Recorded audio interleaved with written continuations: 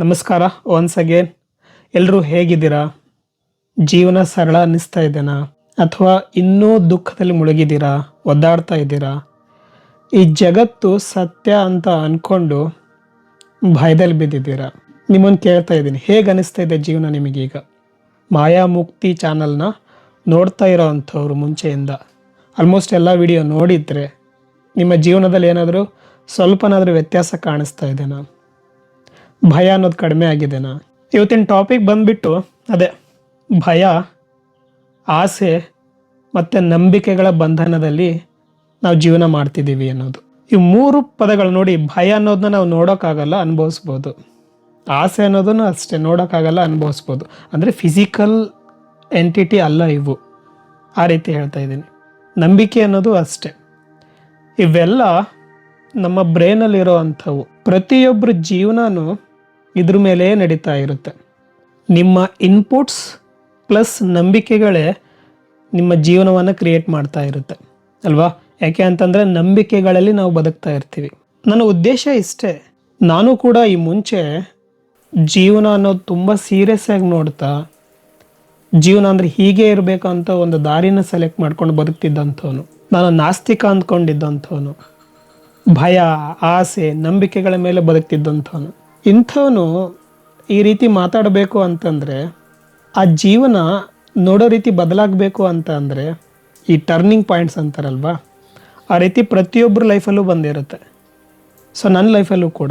ಆದರೆ ಇಷ್ಟು ದಿನಗಳ ಜರ್ನಿನಲ್ಲಿ ನನಗೆ ಅರ್ಥ ಆಗಿರೋದು ಒಂದೇ, ಭಯ, ಆಸೆ ಮತ್ತು ನಂಬಿಕೆಗಳೇ ನಾವು ಈ ರೀತಿ ಓಡೋದಕ್ಕೆ ಕಾರಣ ಆಗಿರುತ್ತೆ, ನಮ್ಮ ಬಂಧನಕ್ಕೆ ಕಾರಣ ಆಗಿರುತ್ತೆ. ಎಲ್ಲರೂ ಕೂಡ ಮೋಕ್ಷ ಬೇಕಂತ ಹೋಗ್ತಾ ಇದ್ದೀವಲ್ವಾ, ಹುಡುಕ್ತಾ ಇದ್ದೀವಿ ಎಲ್ಲಿ ಸಿಗುತ್ತೆ ಅಂತ. ಆದರೆ ಭಯ, ಆಸೆ, ನಂಬಿಕೆಗಳನ್ನು ಕಳ್ಕೊಳ್ಳದೆ ಹೊರತು ನಮಗೆ ಮೋಕ್ಷ ಸಿಗೋದಿಲ್ಲ ಅಂತ ಹೇಳ್ತಿದ್ದೀನಿ. ಈ ಮುಂಚೆ ನಿಮಗೆ ಆಲ್ರೆಡಿ ಗೊತ್ತು, ಸಬ್ ಕಾನ್ಷಿಯಸ್ ಮೈಂಡ್ ಮತ್ತು ಲಾಜಿಕ್ ಮೈಂಡ್ ಅಂತ. ಲಾಜಿಕ್ ಮೈಂಡನ್ನು ನಾವೇನಂತ ಕರೆದಿದ್ವಿ, ಒಂದು ವೈರಸ್ ರೀತಿ. ಯಾವಾಗ ಮಗು ಖಾಲಿ ಮೈಂಡಲ್ಲಿ ಇರುತ್ತೋ ಆವಾಗ ಸಬ್ ಕಾನ್ಷಿಯಸ್ ಮೈಂಡು ಕೂಡ ಪೂರ್ತಿಯಾಗಿ ಡೆವಲಪ್ಪೇ ಆಗಿರೋದಿಲ್ಲ, ಲಾಜಿಕ್ ಮೈಂಡ್ ಕೂಡ ಇರೋದಿಲ್ಲ. ಸೈಂಟಿಸ್ಟ್ ಹೇಳ್ತಾರೆ ಅಪ್ ಟು 7 years, 7 ವರ್ಷದ ತನಕ ಚಿಕ್ಕ ಮಗುವಿನ ಸಬ್ ಕಾನ್ಷಿಯಸ್ ಮೈಂಡ್ ಡೆವಲಪ್ ಆಗುತ್ತೆ ಅಂತ ಹೇಳ್ತಾರೆ. ಯಾಕೆ ಅಂತಂದರೆ ಮಕ್ಕಳು ಆಬ್ವಿಯಸ್ಲಿ ಒಂದು ಅಬ್ಸರ್ವ್ ಮಾಡ್ತಾ ಇರ್ತವೆ. ಅವು ಅನಲೈಸ್ ಮಾಡಿ ಲಾಜಿಕ್ ಮೈಂಡಿಂದ ಥಿಂಕ್ ಮಾಡಿ ವಿಚಾರಗಳನ್ನು ಮಾಡ್ತಾ ಇರಲ್ಲ. ಅವುಗಳ ಕೆಲಸ ಏನಂತಂದರೆ ಆದಷ್ಟು ಅಬ್ಸರ್ವ್ ಮಾಡೋದು, ತುಂಬಿಕೊಳ್ಳೋದು. ಈ ಥೀಟಾ ವೇವ್ಸ್ ಮೇಲೆ ವರ್ಕ್ ಆಗುತ್ತಲ್ವ ಸಬ್ ಕಾನ್ಷಿಯಸ್ ಮೈಂಡು, ಆ ರೀತಿ ಸಬ್ ಕಾನ್ಷಿಯಸ್ ಮೈಂಡ್ ಡೆವಲಪ್ ಆಗೋದು 7 ವರ್ಷದವರೆಗೆ. ಆದರೂ ಅದರಲ್ಲಿ 90 to 95% ಪ್ರೋಗ್ರಾಮು 7 ವರ್ಷದ ಒಳಗಡೆ ಆಗುತ್ತಂತೆ. ಅರ್ಥ ಮಾಡ್ಕೊಳ್ಳಿ, 7 ವರ್ಷದ ಒಳಗಡೆ 95% of your life will be program ಆಗಿಬಿಡುತ್ತೆ. ನೀವು ಅಬ್ಸರ್ವ್ ಮಾಡಿ ಎಲ್ಲ ಇನ್ಪುಟ್ಗಳನ್ನು ತಗೊಳ್ತೀರಾ. ಅದರ ಆಧಾರದ ಮೇಲೆ ನಾನು ವೀಕು, ನಾನು ಬಡವ, ದುಡ್ಡು ಅಂದರೆ ಗಳಿಸೋದು ಕಷ್ಟ, ದುಡ್ಡು ಇಲ್ಲದೆ ಬದುಕೋದಕ್ಕೆ ಆಗೋದಿಲ್ಲ, ಗಂಡು ಅಂದರೆ ಹೀಗಿರಬೇಕು, ಹೆಣ್ಣು ಅಂದರೆ ಹೀಗಿರಬೇಕು, ಸಮಾಜ ಅಂದರೆ ಸಮಾಜದ ಮುಂದೆ ಈ ರೀತಿ ಮಾತಾಡಬೇಕು, ಇಂಥ ಪದಗಳನ್ನು ಬಳಸಬಾರ್ದು, ಬದುಕಬೇಕು ಅಂತಂದರೆ ಒಂದು ದಾರಿನ ಸೆಲೆಕ್ಟ್ ಮಾಡಲೇಬೇಕು, ಅದರಲ್ಲೂ ಮೇಲು ಕೀಳು, ದೇವ ಏನೇನೆಲ್ಲ ನಂಬಿಕೆಗಳನ್ನು ನೀವು ಇವಾಗ ಇಟ್ಕೊಂಡಿದ್ದೀರ ನಿಮ್ಮ ಬ್ರೈನಲ್ಲಿ. ಅದಕ್ಕೆ ಕಾರಣ ನಿಮಗೆ 7 ವರ್ಷದ ಒಳಗಡೆ ಆಗಿರೋ ಅಂಥ ಆ ಪ್ರೋಗ್ರಾಮಿಂಗ್, ಸಬ್ ಕಾನ್ಷಿಯಸ್ ಮೈಂಡ್ ಡೆವಲಪ್ ಆಗೋದು ಅಪ್ ಟು 7 years ಅಂತ ಸೈಂಟಿಸ್ಟ್ ಹೇಳ್ತಾರೆ. ಆ ಒಂದು 7 ವರ್ಷದವರೆಗೆ ಏನು ಪ್ರೋಗ್ರಾಮ್ ಮಾಡ್ಕೊಳ್ತೀರಲ್ವ, ಅದನ್ನು ಇಡೀ ಜೀವನ ಬದುಕ್ತೀರ. ಈಗ ಸಡನ್ ಕೋಪ ಬರೋ ಅಂಥ ಪ್ರೋಗ್ರಾಮ್ ನಿಮಗೆ ಚಿಕ್ಕ ವಯಸ್ಸಿನಲ್ಲೇ ಆಗಿರುತ್ತೆ, ಅದಕ್ಕೆ ಸಡನ್ನಾಗಿ ರಿಯಾಕ್ಟ್ ಮಾಡ್ತಾ ಇರ್ತೀರ. ಭಯ, ಆತಂಕ ಎಲ್ಲಿಂದ ಬರ್ತಾ ಇದೆ? ಚಿಕ್ಕ ವಯಸ್ಸಿನಲ್ಲಿ ನಿಮ್ಮ ಸಬ್ ಕಾನ್ಷಿಯಸ್ ಮೈಂಡ್ ಡೆವಲಪ್ ಆಗೋಂಥ ಟೈಮ್ನಲ್ಲಿ ನಿಮಗೆ ಗೊತ್ತಿಲ್ಲದೇನೆ ಅನ್ಕಾನ್ಷಿಯಸ್ಲಿ ಈ ಪ್ರೋಗ್ರಾಮ್ಗಳನ್ನು ಮಾಡ್ಕೊಂಡಿರ್ತೀರ. ಹಾಗಾಗಿ 95% ನಮ್ಮ ಯೋಚನೆಗಳು ನಮ್ಮ ಗಮನಕ್ಕೆ ಬರೋದಿಲ್ಲ. ಯಾವುದನ್ನು ನೀವು ರಿಯಾಕ್ಟ್ ಮಾಡ್ತೀರೋ, ಯಾವುದನ್ನು ಎತ್ಕೊಳ್ತೀರೋ ಅದನ್ನೆಲ್ಲ ಸಬ್ ಕಾನ್ಷಿಯಸ್ ಮೈಂಡ್ ಮಾಡ್ತಾ ಇರುತ್ತೆ. ನಾನು ಹೇಳ್ತಾ ಇರೋದು 95% of your life controlled by your sub conscious mind. And sub conscious mind developed under 7 years of your age. So 7 ವರ್ಷನ ತುಂಬ ಮುಖ್ಯ. ಅದಕ್ಕೆ ಜಪಾನ್ನಲ್ಲಿ ಮಕ್ಕಳಿಗೆ 3 ವರ್ಷ ಆಗ್ತಿದ್ದಂಗೆ ಆ ಮಗುಗೆ ತುಂಬ ಈ ಮೋರಲ್ ಎಜುಕೇಷನ್ ಕೊಡೋಕ್ಕೆ ಶುರು ಮಾಡ್ತದೆ. ಉದಾಹರಣೆಗೆ ಅದನ್ನು ಬಸ್ಸಲ್ಲಿ ಕರ್ಕೊಂಡು ಹೋದರೆ ಡೆಮೋ ಮಾಡಿ ತೋರಿಸ್ತಾರೆ. ಯಾರಾದರೂ ವಯಸ್ಸಾದಂಥ ವ್ಯಕ್ತಿ ಬಂದರೆ ಅಥವಾ ಅಂಗವಿಕಲರು ಬಂದರೆ ಅವ್ರಿಗೆ ಹೆಂಗೆ ಸೀಟ್ ಬಿಟ್ಕೊಡ್ಬೇಕು ಅಂತ ಕಲಿಸ್ತಾರೆ. ಸ್ಕೂಲಲ್ಲೂ ಅದೇ ಥರ ಮೋರಲ್ ಎಜುಕೇಷನ್ ಶುರು ಮಾಡ್ತಾರೆ. ಮಸಾರೋ ಇಮೋಟೋ ಆ ಎಕ್ಸ್ಪೆರಿಮೆಂಟ್ ಕೂಡ ಸ್ಕೂಲಲ್ಲಿ ಮಾಡ್ತಾರೆ ಅಂತ ಹೇಳಿದ್ವಿ ನಾವು. ಈ ಪ್ಲ್ಯಾಂಟ್ಗಳು ಹೆಂಗೆ ಬ್ಯಾಡ್ ವರ್ಡ್ಸ್ ಹೇಳಿದರೆ ಸ್ವರ್ಗ ಹೋಗ್ತವೆ, ಗುಡ್ ವರ್ಡ್ಸ್ ಅವ್ರ ಜೊತೆಗೆ ಮಾತಾಡಿದರೆ ಅದು ಹೆಂಗೆ ಚೆನ್ನಾಗಿ ಬೆಳೆಯುತ್ತೆ ಅಂತೆಲ್ಲ ನೋಡಿದ್ವಲ್ಲ. ಈ ರೀತಿ ಮೋರಲ್ ಎಜುಕೇಷನ್ ಕೊಡ್ತಾರೆ. 7 ಇಯರ್ಸ್ವರೆಗೂ ಆ ಮಗುವನ್ನ ಒಳ್ಳೆ ರೀತಿಯಲ್ಲಿ ಪ್ರೋಗ್ರಾಮ್ ಮಾಡ್ತಾರೆ. ಅದಕ್ಕೆ ಜಪಾನ್ ಬಗ್ಗೆ ಎಷ್ಟೆಲ್ಲ ಕೇಳಿರ್ತೀವಲ್ವ, ನೋಡ್ತಾ ಇದ್ರು ಜಪಾನಲ್ಲಿ ತುಂಬ ಒಳ್ಳೆಯವರು ಇದ್ದಾರಂತೆ. ಒಂದು ವಸ್ತುನ ಇಟ್ಟರು ಅದು ಕಳೆಯೋದಿಲ್ವಂತೆ. ಈಗ ರೈತರು, ಚಿಕ್ಕ ಚಿಕ್ಕ ರೈತರು ಈ ತರಕಾರಿಗಳನ್ನು ತಂದು ರೋಡಲ್ಲಿಟ್ಟು ಒಂದು ಪ್ರೈಸ್ನ ಬರೆದು ಬಿಟ್ಟು ಹೋಗ್ಬಿಡ್ತಾರಂತೆ ಆಫೀಸಿಗೆ ಅಥವಾ ಅವ್ರದ್ದು ವರ್ಕಿಗೆ. ಅಲ್ಲಿ ಮಾರೋರು ಇರೋದಿಲ್ಲ ಅಂತ. ಅಲ್ಲಿ ದಾರಿಲಿ ಹೋಗೋ ಅಂಥವ್ರು ಆ ಪ್ರೈಸ್ನ ಅಲ್ಲಿ ನೋಡಿ ಆ ಡಬ್ಬಿಗೆ ದುಡ್ಡನ್ನು ಹಾಕಿ ಎಷ್ಟು ಬೇಕೋ ಅಷ್ಟು ಕರೆಕ್ಟ್ ತರಕಾರಿ ತಗೊಂಡು ಹೋಗ್ತಾರಂತೆ. ಇವೆಲ್ಲ ಕೇಳ್ತಿರ್ತೀವಿ ಅಲ್ವಾ. ಸೊ ಈ ಗುಣ ಎಲ್ಲಿಂದ ಬಂತವ್ರಿಗೆ ಅಂತ ಅಂದರೆ, ಅಂಡರ್ 7 ಏಜ್ ಅವರು ಡೆವಲಪ್ ಮಾಡ್ತಾರೆ ಪ್ರತಿ ಮಕ್ಕಳನ್ನು. ಸೊ ಈ ರೀತಿ ಹೇಳ್ತೀನಿ, ಸಬ್ ಕಾನ್ಷಿಯಸ್ ಮೈಂಡ್ ಡೆವಲಪ್ ಆಗೋದು 7 ಇಯರ್ವರೆಗೂ. ಆಫ್ಟರ್ 7 ಇಯರ್ ನಿಮ್ಮ ಲಾಜಿಕ್ ಮೈಂಡ್ ಡೆವಲಪ್ ಆಗಕ್ಕೆ ಶುರುವಾಗುತ್ತೆ. ಬಟ್ ಅನ್ಫಾರ್ಚುನೇಟ್ಲಿ ನಾವು ಸಬ್ ಕಾನ್ಷಿಯಸ್ ಮೈಂಡ್ನ ರೀವೈರ್ ಮಾಡೋದೇ ಇಲ್ಲ, ರೀಪ್ರೋಗ್ರಾಮ್ ಮಾಡೋದೇ ಇಲ್ಲ. ಪ್ರತಿ ಕ್ಷಣನೂ ನಾವು ಲಾಜಿಕ್ನಲ್ಲಿ ಅನಲೈಸ್ ಮಾಡ್ತಾ ಬದುಕೋಕ್ಕೆ ಶುರು ಮಾಡ್ತೀವಿ, based on the operating system. Operating system ಅಂದ್ರೇನು? ಸಬ್ ಕಾನ್ಷಿಯಸ್ ಮೈಂಡ್. ಅದು ಆಪ್ರೇಟಿಂಗ್ ಸಿಸ್ಟಮ್ ಥರ ಆಟೋಮೆಟಿಕ್ಕಾಗಿ ವರ್ಕ್ ಆಗುತ್ತೆ. ಆಟೋಮೆಟಿಕ್ಕಾಗಿ ಥಾಟ್ಗಳನ್ನು ಎತ್ಕೊಡುತ್ತೆ, ಆಟೋಮೆಟಿಕ್ಕಾಗಿ ನಿಮ್ಮನ್ನು ರಿಯಾಕ್ಟ್ ಮಾಡಿಸುತ್ತೆ. ಯಾರಾದ್ರೂ ಏನಾದ್ರು ಸಡನ್ನಾಗಿ ಅಂದರೆ ನೀವು ರಿಯಾಕ್ಟ್ ಮಾಡ್ತೀಯ. ಸ್ಟೇಜ್ ಮೇಲೆ ಹೋಗಿ ಮಾತಾಡೋದಕ್ಕೆ ಭಯ ಪಡ್ತೀವಿ. ಯಾಕೆ ಅಂತಂದರೆ ಚಿಕ್ಕ ವಯಸ್ಸಲ್ಲಿ ನಮಗೆ ಆ ರೀತಿ ಪ್ರೋಗ್ರಾಮ್ ಆಗಿರುತ್ತೆ. ಸಮಾಜದಲ್ಲಿ ಈ ಥರ ಮಾತಾಡಬಾರ್ದು, ಸೈಲೆಂಟಾಗಿ ಇರಬೇಕು, ಏನೋ ಒಂದು ಕಲಿಸಿರ್ತಾರಲ್ವ ಆ ರೀತಿ. ಸೊ ಧೈರ್ಯ ಇಲ್ದಂಗೆ ಬೆಳಿತೀವಿ. ದುಡ್ಡಿಲ್ಲ ಅಂತಂದ್ರೆ ಬದುಕೋಕ್ಕೆ ಆಗಲ್ಲ, ಜೊತೆಗೆ ದುಡಿಯೋದು ತುಂಬ ಕಷ್ಟ ಅನ್ನೋ ರೀತಿನೂ ಬೆಳೆಸ್ತಾರೆ. ಅದಕ್ಕೋಸ್ಕರ ನೀನು ಕಷ್ಟಪಟ್ಟು ಓದಬೇಕು ಅಂತ ತುಂಬ್ತಾರೆ. ಜಗತ್ತನ್ನು ತುಂಬ ಕೆಟ್ಟದಿದೆ, ಕೆಟ್ಟ ಜನಗಳಿದ್ದಾರೆ, ಹುಷಾರಾಗಿರು. ಭಯ ಬರುತ್ತೆ ಅಲ್ಲಿ. ನಾವು 7 ವರ್ಷ ದಾಟಿದ್ರೂ ಕೂಡ, ನಮಗೆ ಮೆಚುರಿಟಿ ಬಂದಿದೆ ಅಂದ್ರೂ ಕೂಡ, ಬಟ್ 95% ಆಫ್ ಪ್ರೋಗ್ರಾಮಿಂಗ್ ಎಲ್ಲಾಗಿರುತ್ತೆ 7 ಇಯರ್ ಏಜ್ ಒಳಗಡೆನೇ ಆಗಿರುತ್ತೆ. ನಾವು ಎಷ್ಟೇ ಜಾಣ, ಎಷ್ಟೇ ಡಿಗ್ರಿ ತೊಗೊಂಡಿದ್ದೀನಿ, ನಾನು ಎಷ್ಟೇ ಎಲ್ಲ ಬ್ರಹ್ಮಾಂಡದ ಬಗ್ಗೆ ತಿಳ್ಕೊಂಡಿದ್ದೀನಿ, ಸೈನ್ಸ್ ಬಗ್ಗೆ ತಿಳ್ಕೊಂಡಿದ್ದೀನಿ ಅಂತಂದರೆ, ಈ ಫಿಯರ್, ಭಯ, ಆಸೆ ಮತ್ತು ಆತಂಕ, ಡಿಪ್ರೆಷನ್ ಇವೆಲ್ಲ ಕಾಡಕ್ಕೆ ಶುರು ಮಾಡ್ತವೆ ಆ ಮನುಷ್ಯನಿಗೆ. ಚಿಕ್ಕ ವಯಸ್ಸಿನಲ್ಲಿ ಹೆಂಗೆ ಬದುಕೋದು ತುಂಬ ಕಷ್ಟ, ಜಗತ್ತು ಚೆನ್ನಾಗಿಲ್ಲ, ದುಡ್ಡು ದುಡಿಯೋದು ಕಷ್ಟ ಅಂತ ಯಾವ ರೀತಿ ನಾವು ಪ್ರೋಗ್ರಾಮ್ ಮಾಡಿರ್ತೀವೋ, ಆ ಮನುಷ್ಯ ಇಡೀ ಜೀವನ ಭಯದಲ್ಲೇ ಕಳೀತಾನೆ, ಆಸೆನಲ್ಲೇ ಕಳೀತಾನೆ. ಸೊ ಇದಕ್ಕೆ ರೂಟ್, ಮೂಲ ಕಾರಣ ಯಾವುದು ಅಂತಂದರೆ, ನಾವು 7 ಇಯರ್ ಏಜ್ ಒಳಗಡೆ ಆಗಿರುವಂಥ ಪ್ರೋಗ್ರಾಮಿಂಗ್. ದುಡಿತಾ ದುಡಿತಾ ದುಡಿತಾ ನಾನು ಆ ಥರ ಕಟ್ಟಬೇಕು ಜೀವನ, ಈ ಥರ ಕಟ್ಟಬೇಕು ಅಂತ ಹೋಗ್ತಿರೋ ಅಂಥ ಸಮಯದಲ್ಲಿ 30 ವರ್ಷ ಆಗಿರುತ್ತೆ. 30 ವರ್ಷ ಆದಾಗ ಮಿಡ್ ಏಜ್ ಕ್ರೈಸಿಸ್ ಅಂತ ಬರುತ್ತೆ. ಅಂದರೆ 32 ವರ್ಷ ಆದಮೇಲೆ ಮನುಷ್ಯನಿಗೆ ಅನ್ಸೋಕ್ಕೆ ಶುರು ಆಗುತ್ತಂತೆ, ಹಿಂಗಿರ್ಬೇಕು ಜೀವನ ಅಂತ ಓಡ್ತಿರ್ತಾರಲ್ವ, ಅಲ್ಲಿ ಸಡನ್ನ ನಿಂತ್ಕೊಳ್ತಾರೆ, ಇದೇ ಜೀವನ ಅಂತ ಅನ್ಸೋಕ್ಕೆ ಶುರು ಆಗುತ್ತೆ. ಇಷ್ಟೇನಾ ಜೀವನ? ಏನು ಬದುಕ್ತಾ ಇದ್ದೀನಿ ನಾನು ಅನ್ಕೊಂಡಂಗೆ ಬದುಕ್ತಾನೆ ಇಲ್ಲ. ಸೊ ಹಾರ್ಮೋನಲ್ ತುಂಬ ಚೇಂಜಸ್ ಆಗಕ್ಕೆ ಶುರು ಆಗುತ್ತೆ ಆ ಟೈಮ್ನಲ್ಲಿ. ಈಗ ಹೆಣ್ಮಕ್ಳಿಗೆ ಹೆಂಗೆ ದೊಡ್ಡವರಾಗ್ತಾರೆ ಅಂತ ಹೇಳ್ತಾರಲ್ಲ ಒಂದು ಸರ್ಟೇನ್ ಏಜ್ನಲ್ಲಿ, ಹಾಗೆ ಗಂಡು ಮಕ್ಕಳಿಗೆ ಎಸ್ಪೆಷಲಿ 32.5 ವರ್ಷದಿಂದ ಮಿಡ್ ಏಜ್ ಕ್ರೈಸಿಸ್ ಅಂತ ಬರುತ್ತೆ. ದೇಹದಲ್ಲಿ ಹಾರ್ಮೋನ್ ಇಂಬ್ಯಾಲೆನ್ಸ್ ಆಗಕ್ಕೆ ಶುರು ಆಗುತ್ತೆ. ಇಷ್ಟೇ ಜೀವನ ಹೆಂಗೆಂಗೋ ಬದುಕಬೇಕು ಅಂದ್ಕೊಂಡಿದ್ದೋನು ಏನೇನೆಲ್ಲ ಟ್ರೈ ಮಾಡಿ ಫೇಲ್ಯೂರ್ ಆಗಿ ಇಷ್ಟೇ ಜೀವನ ಅನ್ನೋ ಒಂದು ಪರಿಸ್ಥಿತಿಗೆ ಬಂದಾಗ ಡಿಪ್ರೆಷನ್ಗೆ ಹೋಗ್ಬಿಡ್ತಾನೆ, ಭಯದಲ್ಲಿ ಮುಳುಗ್ತಾನೆ. ಅದು ಇಂಡೈರೆಕ್ಟ್ಲಿ ಅವನ ಆರೋಗ್ಯದ ಮೇಲೆ, ಮಾನಸಿಕ ಆರೋಗ್ಯದ ಮೇಲೆ ಪ್ರಭಾವ ಬೀರೋಕ್ಕೆ ಶುರು ಆಗುತ್ತೆ. ಏಜ್ ಆಗ್ತಿದ್ದೀವಿ ಅನ್ನೋ ರೀತಿ ಬರ್ತಾರೆ. ಯಾಕಂದರೆ ಜೀವನ ಬೇಗ ಮುಗಿತಿದೆ ಅನ್ನೋದೊಂದು ಭಯ, ಏನು ಮಾಡೋಕ್ಕಾಗ್ತಿಲ್ವಲ್ಲ ಅನ್ನೋದೊಂದು ಭಯ. ಸೊ ಈ ರೀತಿ ಮಿಡ್ ಏಜ್ ಕ್ರೈಸಿಸ್ ಆದಮೇಲೆ ತುಂಬ ಜನ ಸೈಲೆಂಟ್ ಆಗಿಬಿಡ್ತಾರೆ, ಲೈಫನ್ನು ಬೇರೆ ರೀತಿಯೇ ನೋಡೋಕ್ಕೆ ಶುರು ಮಾಡ್ತಾರೆ, ನೆಗೆಟಿವ್ಲಿ ನೋಡೋರೇ ಜಾಸ್ತಿ. 2009ರಲ್ಲಿ ರಿಲೀಸ್ ಆಗಿರೋಂಥ ಮೂವಿ ಮಿಸ್ಟರ್ ನೋಬಡಿ. ನೋಡಿ, ಹೆಸರಲ್ಲೇ ಇದೆ, ನೋಬಡಿ ಅಂದರೆ ಯಾರೂ ಇಲ್ಲ ಅಂತ, ಅವನಿಗೆ ಹೆಸರೇ ಇಲ್ಲ ಅಂತ. ಚೆನ್ನಾಗಿದೆ, ಪ್ಯೂರ್ ಅದ್ವೈತ ಸಿದ್ಧಾಂತದ ಮೇಲೆ ಮಾಡಿರೋ ಥರನೇ ಇದೆ. ಎಸ್ಪೆಷಲಿ ಮಾಯಾಮುಕ್ತಿನಲ್ಲಿ ನಾನು ಏನು ಹೇಳ್ತಾ ಇದ್ದೀನಿ ಅದೇ ರೀತಿನೇ ಹೇಳ್ತಾ ಇದ್ದಾರೆ. ನಾನು ಪ್ಲ್ಯಾನ್ ಮಾಡಿ ಬದುಕಬೇಡಿ ಅಂತ ಹೇಳಿರೋದಕ್ಕೂ ಅವ್ರು ಹೇಳ್ತಿರೋದಕ್ಕೂ ಟ್ಯಾಲಿ ಆಗುತ್ತೆ. ಅದರಲ್ಲಿ ನೀಮೋ ಅಂತ ಬಂದಿರ್ತಾನೆ. ನೀಮೋ ಅಂತಂದರೆ ಒಂದು ನೋಬಡಿ ಅಂತಲೇ ಹೆಸರು, ಅವನಿಗೆ ಹೆಸರಿಲ್ಲ ಅಂತ. ಅಲ್ಲಿ 3 ಲೈಫನ್ನ ಪ್ಯಾರಲಲಾಗಿ ತೊಗೊಂಡು ಹೋಗ್ತಾರೆ ಇಮ್ಯಾಜಿನೇಷನಲ್ಲಿ. ಅಂದರೆ ಒಬ್ಬ ಮಗು ಹುಟ್ಟಿತು ಅಂತ ಅಂದರೆ ಆ ಮಗು ಒಂದು 3 ಹುಡುಗಿಯರ ಸೆಲೆಕ್ಷನ್ ಇರುತ್ತೆ, 3 ಲೈಫ್. ಅದು ಪಾಸಿಬಿಲಿಟೀಸ್, ಇನ್ಫಿನಿಟ್ ಪಾಸಿಬಿಲಿಟೀಸ್ ಇದೆ ನಮ್ಮ ಲೈಫಲ್ಲಿ ಅಲ್ವಾ. ಯಾಕೆಂತಂದರೆ we are made up of atoms and each atom contains electron, proton, neutron ಅಂತ ಗೊತ್ತಿದೆ. ಎಲೆಕ್ಟ್ರಾನ್ ಒಂದೇ ಟೈಮ್ನಲ್ಲಿ ಅಟ್ ಎ ಟೈಮ್ ಸಾವಿರಾರು ಪ್ಲೇಸಲ್ಲಿ ಇರ್ಬೋದಂಥದ್ದು. ಸೊ ಅಂಥ ಕೆಪಬಿಲಿಟಿ ಇದೆ. ಅದಕ್ಕೆ ಸೂಪರ್ ಪೊಸಿಷನ್ ಅಂತ ಕರಿತೀವಿ ನಾವು ಇದನ್ನು ಕ್ವಾಂಟಮ್ ಫಿಸಿಕ್ಸ್ನಲ್ಲಿ.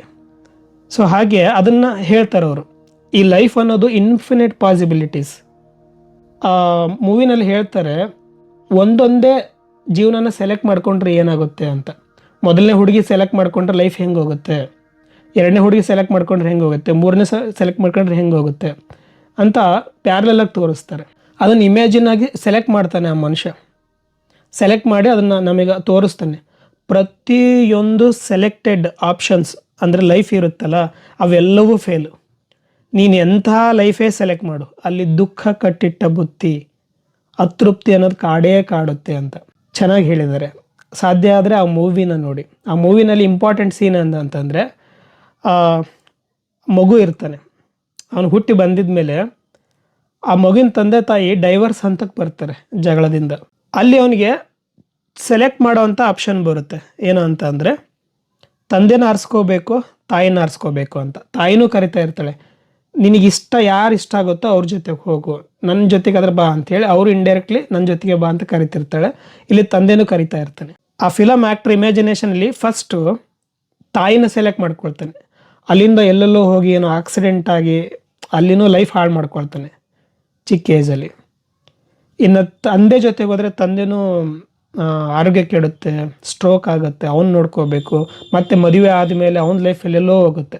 ಸೊ ಅಲ್ಲಿನೂ ಪ್ರಾಬ್ಲಮ್ಸ್ ಅನುಭವಿಸ್ತಾನೆ, ಅಲ್ಲಿನೂ ಕೂಡ ನೀರಲ್ಲಿ ಬಿದ್ದಾಯ್ತಾನೆ. ಇನ್ನೊಂದು ಲೈಫಲ್ಲಿ ಹುಡುಗಿನ ಆ ಹುಡುಗಿ ತುಂಬ ಫಿಯರ್ಫುಲ್ಲು ಲೈಫ್ನಲ್ಲಿ, ಈ ಡಿಪ್ರೆಷನ್ ಅದ್ರಲ್ಲಿ ತುಂಬ ಒದ್ದಾಡ್ತಿರ್ತಾಳೆ. ಅವಳನ್ನ ಸೆಲೆಕ್ಟ್ ಮಾಡ್ಕೊಂಡಾಗ ಲೈಫ್ ಹೆಂಗೆ ಕ್ಲಿಯರಾಗಿ ಹೋಗುತ್ತೆ, ಅಲ್ಲಿನೂ ಅವಳು ಬಿಟ್ಟು ಹೋಗ್ತಾಳೆ. ಈ ಥರದ್ದೆಲ್ಲ ಕಷ್ಟ ಅನುಭವಿಸ್ತಾನೆ. ಬಟ್ ಅದ್ರದ್ದು ಕೊನೆಯದು ನಾನು ಅರ್ಥ ಮಾಡ್ಕೊಂಡಿದ್ದು ಹೇಳ್ತೀನಿ ಕಾನ್ಸೆಪ್ಟ್. ನಮಗೆ ದುಃಖ ಆಗೋದು ಯಾವಾಗ ಗೊತ್ತಾ, ನಾವು ಸೆಲೆಕ್ಟ್ ಮಾಡಿದಾಗ. ನಾವೇನು ತಿಳ್ಕೊಂಡಿದ್ದೀವಿ, ಮನುಷ್ಯರಾಗಿ ಹುಟ್ಟಿದ ಮೇಲೆ ನಾವು ಒಂದು ರೋಲ್ ಅಥವಾ ಒಂದು ಲೈಫನ್ನು ಸೆಲೆಕ್ಟ್ ಮಾಡಲೇಬೇಕು. We must choose one life ಅನ್ನೋ ರೀತಿ ಬದುಕ್ತಿರ್ತೀವಿ. ಉದಾಹರಣೆಗೆ ನಾನು ಡಾಕ್ಟ್ರ್ ಆಗಲೇಬೇಕು, ನಾನು ಇಂಜಿನಿಯರ್ ಆಗಲೇಬೇಕು, ನಾನು ಶ್ರೀಮಂತರ ಮನೆಗೆ ಸೊಸೆ ಆಗಬೇಕು, ನನಗೆ ಗೌರ್ಮೆಂಟ್ ಜಾಬೇ ಆಗಬೇಕು ಅಂದರೆ ವಿ ಸೆಲೆಕ್ಟ್ ಅವರ್ ಲೈಫ್. ಅವಾಗ ಏನಾಗುತ್ತೆ, ಒಂದು ಆಪ್ಷನ್ಸ್ನ ನಾವು ಸೆಲೆಕ್ಟ್ ಮಾಡಿಕೊಂಡ್ರೆ ಸಾವಿರಾರು ಜೀವನಗಳು ಸತ್ತು ಹೋಗ್ತವೆ ಅಂತ ಹೇಳ್ತಾರೆ. ನನಗೆ ಒಂದು ಜೀವನನ ಸೆಲೆಕ್ಟ್ ಮಾಡಿಕೊಂಡೆ, ನಾನು ಇಂಜಿನಿಯರ್ ಆಗಬೇಕು ಅಂತ ಒಂದು ಆಪ್ಷನ್ ಸೆಲೆಕ್ಟ್ ಮಾಡಿಕೊಂಡೆ. ಅವಾಗೇನಾಗುತ್ತೆ, ಇಂಜಿನಿಯರ್ ಆಗೋ ಬದಲು ನಾನೇನು ಸೆಲೆಕ್ಟ್ ಮಾಡ್ಕೊಳೋದಕ್ಕೂ ಮುಂಚೆ ನನ್ನ ಮುಂದೆ ಇನ್ಫಿನಿಟ್ ಪಾಸಿಬಿಲಿಟೀಸ್ ಇದ್ವು. ಇಮ್ಯಾಜಿನ್ ಮಾಡ್ಕೊಳ್ಳಿ, ನನ್ನ ಮುಂದೆ ಸಾವಿರಾರು ಆಪ್ಷನ್ಸ್ಗಳಿದ್ವು. ನಾನು ಯಾವುದಾದ್ರೂ ಒಂದು ಆಪ್ಷನ್ಸ್ನ ಸೆಲೆಕ್ಟ್ ಮಾಡ್ಕೊಂಡ್ಬಿಟ್ರೆ, ಒಂದು ಥರದ ಲೈಫ್ನ ಸೆಲೆಕ್ಟ್ ಮಾಡ್ಕೊಂಡ್ಬಿಟ್ರೆ ಇನ್ನು ಉಳಿದಿದ್ದೆಲ್ಲ ಲಾಸ್ ನನಗೆ. ಅವ್ನು ಸೆಲೆಕ್ಟ್ ಮಾಡೋಕ್ಕೆ, ಯಾಕಂದ್ರೆ ಒಂದು ಸೆಲೆಕ್ಟ್ ಮಾಡ್ಕೊಂಡಿರ್ತೀನಿ, ಅದರಲ್ಲಿ ಹೋಗ್ತೀನಿ. ಆ ರೀತಿ ಆ ಮೂವಿ ಹೀರೋ ಒಂದೊಂದೇ ಆಪ್ಷನ್ಸ್ನ ಸೆಲೆಕ್ಟ್ ಮಾಡಿ ತೋರಿಸ್ತಾನೆ ನಮಗೆ. Every life is failure. ಎಲ್ಲ ಲೈಫಲ್ಲೂ ದುಃಖ ಅನುಭವಿಸ್ತಾನೆ, ಎಲ್ಲದೂ ಫೇಲ್ಯೂರ್. ಎಲ್ಲರ ಮನೆ ದೋಸೆ ತೂತು ಅಂತ ಹೇಳ್ತೀವಲ್ಲ, ಹಾಗೆ ನೀವೇನೇ ಸೆಲೆಕ್ಟ್ ಮಾಡ್ಕೊಂಡಿರಿ. ಯಾಕಂತಂದರೆ ನನಗೊಬ್ರು ಕಾಲ್ ಮಾಡ್ತಿರ್ತಾರೆ, ಸರ್ ನನ್ನ ಲೈಫು ಹಿಂಗಾಗಬೇಕಂತ ಇದ್ದೆ, ನಾನು IAS ಆಫೀಸರ್ ಆಗಬೇಕಂತ ಇದ್ದೆ, ಮದುವೆ ಮಾಡಿಬಿಟ್ರು ಸರ್ ಅಂದರೆ ಈಗ ಅವ್ರಿಗೆ ಆಸೆ ಇರುತ್ತೆ ಹಂಗಾಗಬೇಕು ಹಿಂಗಾಗಬೇಕು ಅಂತ. ಬಟ್ ಏನಾದರೂ ಒಂದು ಲೈಫ್ನ ಚೂಸ್ ಮಾಡಲೇಬೇಕು ಅನ್ನೋ ಭ್ರಮೆನಲ್ಲಿ ಒಂದು ಲೈಫ್ನ ಚೂಸ್ ಮಾಡ್ತಾರೆ. ಥೌಸಂಡ್ಸ್ ಆಫ್ ಆಪರ್ಚುನಿಟೀಸ್ ಅಥವಾ ಥೌಸಂಡ್ಸ್ ಆಫ್ ಲೈಫ್ ಸಾಯುತ್ತೆ ಅವನ ವಿಚಾರದಲ್ಲಿ ಅಂತ ಅದನ್ನು ಹೇಳ್ತಾರೆ. ಇದರ ಅರ್ಥ ಏನು ಹೇಳೋದು ಅಂದರೆ, ಆ ಹುಡುಗ ತಂದೆನ ಸೆಲೆಕ್ಟ್ ಮಾಡ್ಕೊಂಡಾಗ ಏನೇನೆಲ್ಲ ಆಗುತ್ತೆ ಅಂತ ಅನುಭವಿಸ್ತಾನೆ, ತಾಯಿನ ಸೆಲೆಕ್ಟ್ ಮಾಡ್ಕೊಂಡಾಗ ಏನೇನೆಲ್ಲ ಕಷ್ಟ ಅನುಭವಿಸ್ತಾನೆ ಅಂತ ಅದನ್ನು ಇಮೇಜಿನ್ ಮಾಡ್ತಾನೆ. ಅಂದರೆ ಆ್ಯಕ್ಚುಲಿ ಆ ಲೈಫ್ನ ತೋರಿಸ್ತಾರೆ ನಿಮಗೆ. ಕೊನೆಗೆ ಅವನಿಬ್ಬರನ್ನೂ ಸೆಲೆಕ್ಟ್ ಮಾಡ್ಕೊಳಲ್ಲ, ಒಬ್ಬನೇ ಸುಮ್ಮನೆ ಆಚೆ ಹೋಗ್ತಾನೆ. ಆ ರೈಲ್ವೆ ಸ್ಟೇಷನಿಂದ ಅವರಿಬ್ಬರಿಂದನೂ ದೂರ ಹೋಗ್ತಾನೆ. ಅದು ಒಳ್ಳೆ ಮಾತು ಹೇಳ್ತಾರೆ, ಏನು ಅಂತಂದರೆ, ಡೋಂಟ್ ಚೂಸ್ ಎನಿ ಲೈಫ್, ನೀವು ಚೂಸ್ ಮಾಡೋದೇ ನಿಮ್ಮ ದುಃಖಕ್ಕೆ ಕಾರಣ ಅಂತ. ಸ್ವಲ್ಪ ಸೂಕ್ಷ್ಮವಾಗಿ ಅರ್ಥ ಮಾಡ್ಕೊಳ್ಳಿ. Don't choose any life, don't choose any options in your life. ಯಾಕೆ ಅಂತಂದರೆ ನೀವು ಏನೇ ಆಪ್ಷನ್ ಸೆಲೆಕ್ಟ್ ಮಾಡ್ಕೊಂಡ್ರು ಕೂಡ ಆ ಜೀವನದಲ್ಲಿ ದುಃಖ ಕಟ್ಟಿಟ್ಟ ಬುತ್ತಿ, ಸಂಪೂರ್ಣ ತೃಪ್ತಿ ಸಿಗೋದಿಲ್ಲ. You are losing thousands of opportunities, infinite opportunities. ಅದಕ್ಕೆ ಕ್ಲಿಯರ್ ಹೇಳ್ತಾರೆ, ನಾವು ಮಾಡ್ತಾ ಇರೋ ತಪ್ಪು ಒಂದು ಲೈಫ್ನ ಸೆಲೆಕ್ಟ್ ಮಾಡಿಕೊಂಡು ಆ ಲೈಫೇ ನಾನು ಅನ್ನೋ ಭ್ರಮೆನಲ್ಲಿ ಬದುಕ್ತಾ ಇರ್ತೀವಿ. ನಾನು ಗಂಡು, ನಾನು ರಮೇಶ, ನಾನು ಇಂಜಿನಿಯರ್ ಅಂತ ಒಂದು ಲೈಫ್ನ ಸೆಲೆಕ್ಟ್ ಮಾಡಿಕೊಂಡು I am losing infinite opportunities of life. ಇದೇ ನನ್ನ ಜೀವನ, ಈ ಜೀವನನೇ ನಾನು ಅನ್ನೋ ಭ್ರಮೆನಲ್ಲಿ ಬದುಕ್ತಾ ಇರ್ತೀನಿ. ನೀನು ಯಾವ ಆಪ್ಷನ್ ಸೆಲೆಕ್ಟ್ ಮಾಡ್ಕೊಳ್ಳಿಲ್ಲ ಅಂತ ಅಂದರೆ ಇನ್ಫಿನಿಟ್ ಆಪರ್ಚುನಿಟೀಸ್ ನಿನ್ನ ಕಣ್ಮುಂದೆ ಇರುತ್ತೆ. ಅದನ್ನು ಹೇಳ್ತಾರೆ. ಅಂದರೆ ಅಲ್ಟಿಮೇಟ್ಲಿ ಆ ಮೂವಿ ಹೇಳ್ತಾ ಇರೋನು ಕಾನ್ಷಿಯಸ್ನೆಸ್ ಅಂತ ತಗೊಳ್ತಾರೆ. ಈ ಬ್ರಹ್ಮ ಅವನ ಇಮ್ಯಾಜಿನೇಷನಲ್ಲಿ ಇವೆಲ್ಲ ಲೈಫ್ಗಳು ರನ್ ಆಗ್ತವೆ. ನಾನು ಒಂದು ಸೆಲೆಕ್ಟ್ ಮಾಡಿಕೊಂಡ್ರೆ ಆ ಭ್ರಮೆನಲ್ಲಿ ಬಿದ್ದು ಬಿಡ್ತೀನಿ, ಈ ಲೈಫೇ ನಾನು ಅಂತ. ನಾನು ಯಾವುದು ಸೆಲೆಕ್ಟ್ ಮಾಡ್ಕೊಳ್ಳಿಲ್ಲ ಅಂತಂದರೆ ನನ್ನ ಒಳಗಡೆ ಇಷ್ಟೆಲ್ಲ ಲೈಫ್ಗಳು ನಡೀತಿದೆ ಅಂತ ಅರ್ಥ ಆಗುತ್ತೆ. I can enjoy all lives, all opportunities, all infinite opportunities ಅಂತ ಹೇಳ್ತಾರೆ. ಚೆನ್ನಾಗಿದೆ ನೋಡಿ ಮೂವಿ. ಪತ್ತರಾಕ್ಷಿ ಕಿಚ್ಚ. ಅನುಭವ ಪಡೆಯಲು ಈ ಜಗತ್ತು ಹುಟ್ಟಿಕೊಂಡಿತು. ಈ ಪ್ರಾಬ್ಲಮ್ಮೇ ಅಲ್ಲ. ಆದರೆ ಈ ಪ್ರಾಬ್ಲಮ್ ಏನು ಅಂದರೆ ನಾವು ಇದನ್ನು ಪ್ರಾಬ್ಲಮ್ ಅಂದ್ಕೊಂಡಿದ್ವಿ, ಅದು ಪ್ರಾಬ್ಲಮ್. ಅದು ಹುಟ್ಟಿದ್ದು ನಮ್ಮ ಲಾಜಿಕ್ ಮೈಂಡಿಂದ, ಅದು ಕೂಡ ಮಾಯೇನೇ. ಈ ಮಾಯೆ ಹುಟ್ಟಿದ್ದು ನಾಲೆಡ್ಜಿಂದ, ನಮ್ಮ ನಂಬಿಕೆಗಳಿಂದ. ಅದನ್ನು ಕಳೆದುಕೊಳ್ಳುವುದೇ ಆಧ್ಯಾತ್ಮ. ಖಂಡಿತ ಹೌದು, ಸರಿಯಾಗೇ ಹೇಳ್ತಾ ಇದ್ದೀರಾ. ನೋಡಿ, ಈ ಜಗತ್ತು ಸತ್ಯ ಅಲ್ಲ ಅಂತ ಹೇಳಿದರೆ ನಿಮಗೆ ನಂಬಕ್ಕಾಗಲ್ಲ. ಯಾಕಂತಂದರೆ ಮತ್ತೆ ವ್ಯವಹಾರದಲ್ಲಿ ಬೀಳ್ತೀರಾ, ಇದ್ರ ಜೊತೆಗೆ ಒಡನಾಟದಲ್ಲಿ ಇರ್ತೀರಾ, ಇದು ಸತ್ಯ ಅಂತ ಅನಿಸ್ತಾ ಇರುತ್ತೆ. ಬಟ್ ನೀವೇ ಸ್ವತಃ ಅರಿವಿನಿಂದ ಯೋಚನೆ ಮಾಡೋಕ್ಕೆ ಶುರು ಮಾಡಿ. ಈಗ ರಾತ್ರಿ ಮಲಗಿರೋ ಅಂಥವನು ಕನಸು ಕಾಣ್ತಾನೆ, ಕನಸು ಬೀಳುತ್ತಲ್ವ ನಿಮಗೆ. ಆ ಕನಸನ್ನು ಪ್ರೊಡ್ಯೂಸ್ ಮಾಡಿದ್ಯಾರು? ಯಾರು? ನೀವೇ, ನಿಮ್ಮ ಬ್ರೇನ್ ಅಲ್ವಾ. ನಿಮ್ಮ ಬ್ರೇನ್ ಮಲಗಿದ್ದಾಗ ಅಂತರ್ಮುಖಿಯಾಗಿ ಒಳಮುಖವಾಗಿ ಪ್ರೊಜೆಕ್ಟ್ ಮಾಡೋ ಅಂಥದ್ದೇ ಕನಸಲ್ವಾ? ಒಪ್ತೀರಾ? ಸರಿ, ಕಲರ್ಫುಲ್ ಆಗಿರುತ್ತೆ, ಅಲ್ಲೆಲ್ಲ ಆ ಕನಸನ್ನು ಅನುಭವಿಸ್ತೀರ, ಅದನ್ನು ನಿಜ ಅಂತಲೇ ನಂಬಿ ಅನುಭವಿಸ್ತೀರ.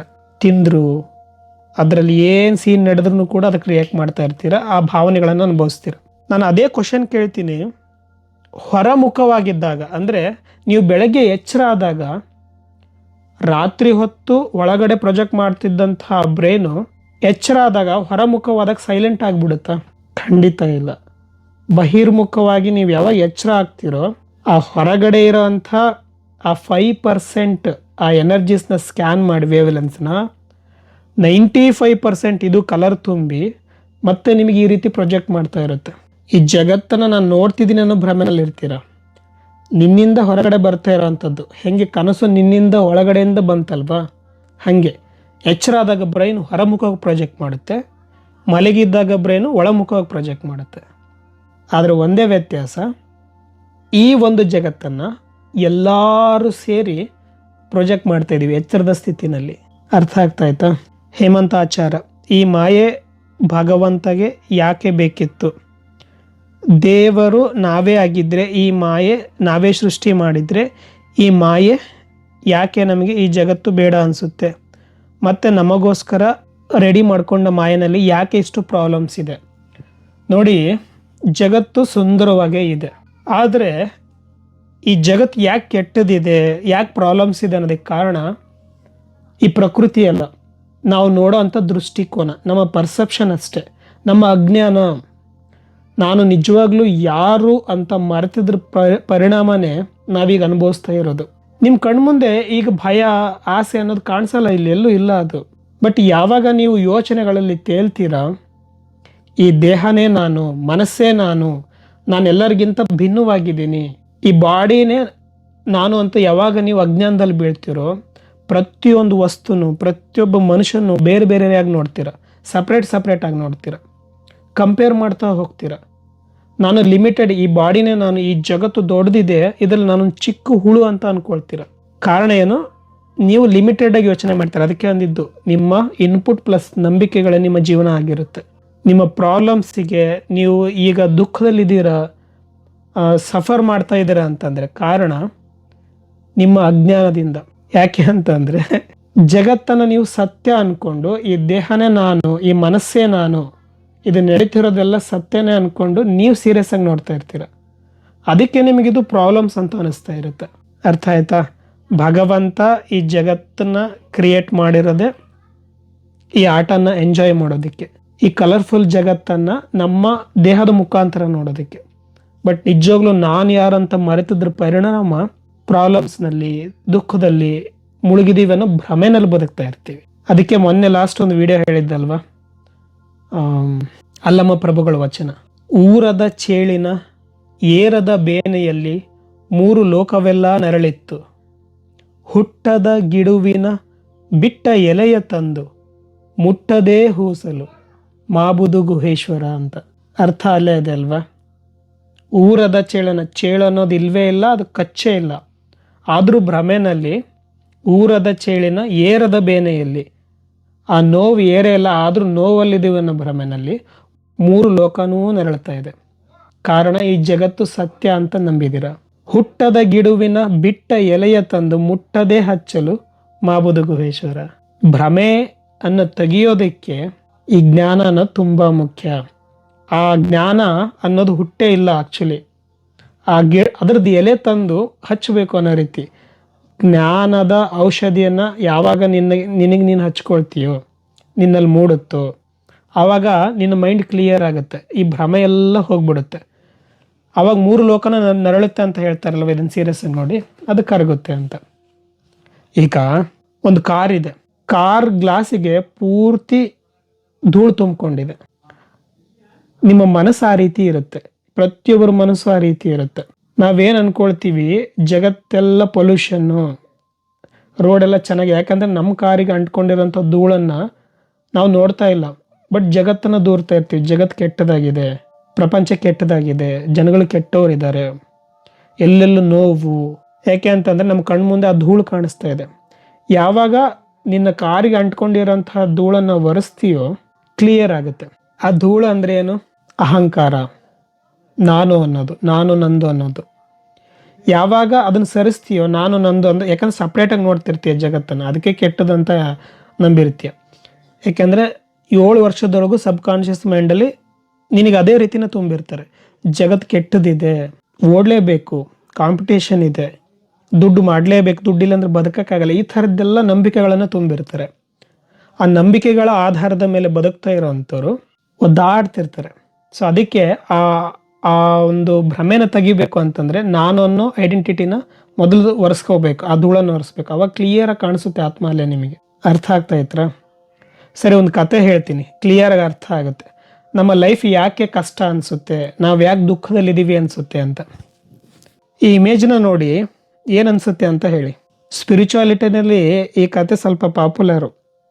ಇದನ್ನು ಅರ್ಥ ಮಾಡಿಕೊಂಡ್ರೆ ನೀವು ಏನು ತಪ್ಪು ಮಾಡ್ತಿದ್ದೀರ ಅಂತ ಅರ್ಥ ಆಗುತ್ತೆ, ಅಥವಾ ನಿಮ್ಮ ಪರಿಸ್ಥಿತಿನ ನೆನಪಿಸುತ್ತೆ ಇದು. ಒಬ್ಬ ಮನುಷ್ಯ ಕಾಡಲ್ಲಿ ನಡ್ಕೊಂಡು ಹೋಗ್ತಾ ಇರ್ತಾನೆ. ನಡ್ಕೊಂಡು ಹೋಗ್ಬೇಕಾದ್ರೆ ಸಡನ್ನಾಗಿ ಅಲ್ಲೊಂದು ಕಾಡಾನೆ ಆತನನ್ನು ಬೆನ್ನು ಹತ್ತು ಬಿಡುತ್ತೆ ಕೊಲ್ಲೋದಕ್ಕೆ. ಅವನ ಭಯದಿಂದ ಇನ್ನೇನು ಸತ್ತು ಬಿಡ್ತೀನಿ ಅನ್ನೋ ಭಯದಿಂದ ಆ ಆನೆಯಿಂದ ತಪ್ಪಿಸ್ಕೊಳ್ಳೋದಕ್ಕೆ ಓಡ್ತಾನೆ ಓಡ್ತಾನೆ ಓಡ್ತಾನೆ ಓಡ್ತಾ ಓಡ್ತಾ ಓಡ್ತಾ ಓಡ್ತಾ ಅಲ್ಲಿ ಒಂದು ಬಾವಿ ಇರುತ್ತೆ. ಬಾವಿಗೆ ಹಾರ್ಬಿಟ್ರೆ ಆನೆಯಿಂದ ತಪ್ಪಿಸ್ಕೊಳ್ಬಹುದು. ಬಾವಿನಲ್ಲಿ ಏನಿದೆ ಅಂತ ನೋಡಿರೋದಿಲ್ಲ ಅವನು. ಹಾರ್ಬೇಕಂತ ಇನ್ನೇನು ಹಾರಬೇಕು, ಕೆಳಗಡೆ ನೋಡ್ತಾನೆ ಹಾವುಗಳು. ಸಡನ್ನಾಗಿ ಇನ್ನೇನು ಆನೆಯಿಂದ ತಪ್ಪಿಸ್ಬೇಕು, ಮೇಲೆ ನೋಡ್ತಾನೆ ಒಂದು ರೆಂಬೆ ಇದೆ, ಆ ರೆಂಬೆನ ಹಿಡ್ಕೊಳ್ತಾನೆ, ನೇತಾಡ್ತಾನೆ. ಇವಾಗ ಅವನ ಪರಿಸ್ಥಿತಿನ ಗಮನಿಸಿ. ಮೇಲ್ಗಡೆ ಆನೆ ಇದೆ, ಕೆಳಗಡೆ ವಿಷ ತುಂಬಿರೋ ಅಂಥ ಹಾವುಗಳಿದ್ದಾವೆ, ರೆಂಬೆ ಹಿಡ್ಕೊಂಡಿದ್ದಾನೆ. ಇನ್ನು ನೀವು ಈ ಪಿಕ್ಚರ್ನ ನೋಡಿದರೆ ಕ್ಲಿಯರಾಗಿ ಅರ್ಥ ಆಗುತ್ತೆ ಅವನ ಪರಿಸ್ಥಿತಿ. ನೋಡಿ, ಇಲ್ಲಿ ಅವನ ಆ ಆನೆಯಿಂದ ಉಳ್ಕೊಳ್ಳೋದಕ್ಕೆ ಆ ಕೊಂಬೆನ ಹಿಡ್ಕೊಂಡಿದ್ದಾನೆ. ಸರಿಯಾಗಿ ಗಮನಿಸಿ ಈ ಪಿಕ್ಚರ್ನ. ಕೆಳಗಡೆ ಹಾವುಗಳಿದ್ದಾವೆ, ಮೇಲ್ಗಡೆ ಜೇನ್ ಕಟ್ಟಿದೆ. ನೀವು ಸರಿಯಾಗಿ ಗಮನಿಸಿದ್ರೆ ಕಾಣಿಸುತ್ತೆ, ಜೇನಿಂದ ಒಂದೊಂದೇ ಹನಿ ಅವನ ಬಾಯಿಗೆ ತೊಟ್ಟಿಕ್ತಾ ಇದೆ. ಸುತ್ತಲೂ ಜೇನುಣಗಳು ಅವನನ್ನು ಕಚ್ಚುತ್ತಾ ಇದ್ದಾವೆ. ಆದರೂ ಕೂಡ ಅವನು ಖುಷಿಯಿಂದ ಆ ಜೇನನ್ನು ಸವಿತಾ ಇದ್ದಾನೆ. ಹಾಗೆ ರೆಂಬೆಗಳ ಮೇಲೆ ಅವನು ಹಿಡ್ಕೊಂಡಿರೋದ ರೆಂಬೆ ಇದೆ ಅಲ್ವಾ, ಆ ರೆಂಬೆ ಮೇಲೆ ನೋಡಿ 2 ಇಲಿಗಳಿದ್ದಾವೆ, ಕಪ್ಪು ಮತ್ತು ಬಿಳಿ ಇಲಿ. ಅವು ಆ ರೆಂಬೆನ ಕಚ್ತಾ ಇದ್ದಾವೆ, ಸ್ವಲ್ಪ. ಇನ್ನು ಒಂದು ಕಡೆ ಭಗವಂತ ಅಥವಾ ಒಬ್ಬ ಯಾರೋ ಸ್ನೇಹಿತ ಅಂತ ಅನ್ಕೊಳ್ಳಿ, ಅವನು ಕೈ ಚಾಚ್ತಾ ಇದ್ದಾನೆ, ಬಾ ಈ ಕಡೆ ನಿನ್ನನ್ನು ಕಾಪಾಡ್ತೀನಿ ಅಂತ. ನೋಡಿದ್ರಾ? ಸರಿ, ಈ ಫೋಟೋವನ್ನು ನೋಡಿದರೆ ನಿಮಗೇನು ಅನಿಸುತ್ತೆ? ಇದೆಲ್ಲ ನಾವು ಈಗ ಸದ್ಯಕ್ಕೆ ಈ ವರ್ತಮಾನದಲ್ಲಿ ನಾವು ಮಾಡ್ತಾ ಇರೋವಂಥ ತಪ್ಪನ್ನು ನೆನಪಿಸುತ್ತೆ.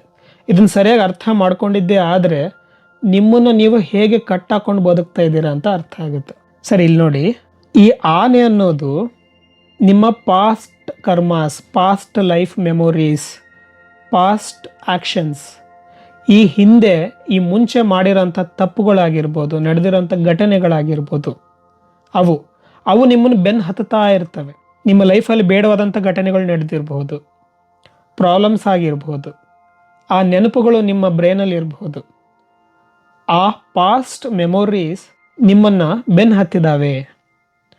ಅವುಗಳಿಂದ ತಪ್ಪಿಸ್ಕೊಳ್ಳೋದಕ್ಕೆ ನೀವು ಈ ಫ್ಯೂಚರನ್ನು ಬಾವಿಗೆ ಹಾರಕ್ಕೆ ಹೋಗ್ತೀರ. ಬಟ್ ಫ್ಯೂಚರ್ ಕರ್ಮಗಳ ಭಯ ಕೂಡ ಇರುತ್ತೆ. ಯಾಕಂದರೆ ನಾಳೆ ಏನಾಗುತ್ತೋ ಏನೋ, ನಾಳೆ ಜಾಬ್ ಹೋಗುತ್ತೋ ಏನೋ, ನಾಳೆ ನನ್ನ ಹೆಂಡತಿ ಬಿಟ್ಟು ಹೋಗ್ತಾಳೋ ಏನೋ, ನಾಳೆ ನನ್ನ ಆರೋಗ್ಯ ಕೊಡುತ್ತಾ, ನಾಳೆ ನನಗೆ ಸಾವು ಬರುತ್ತಾ, ನಾಳೆ ಜೀವನ ಹೀಗೇ ಇರುತ್ತಾ, ನಾಳೆದೇ ಚಿಂತೆ. ಅದು ಫ್ಯೂಚರ್ ಕರ್ಮಗಳನ್ನು ನೆನಪಿಸುತ್ತೆ. ಆ ಫ್ಯೂಚರ್ ಅನ್ನೋ ಭಯನೇ ಈ ಹಾವುಗಳು. ನಾಳೆ ಅನ್ನೋದು ಹಾವುಗಳ ರೀತಿ ನನಗೆ ಕಚ್ಬೋದು ಅನ್ನೋ ಭಯದಲ್ಲಿ ಆ ಜೀವನ ಅನ್ನೋ ರೆಂಬೆನ ಹಿಡ್ಕೊಂಡಿರ್ತೀರ.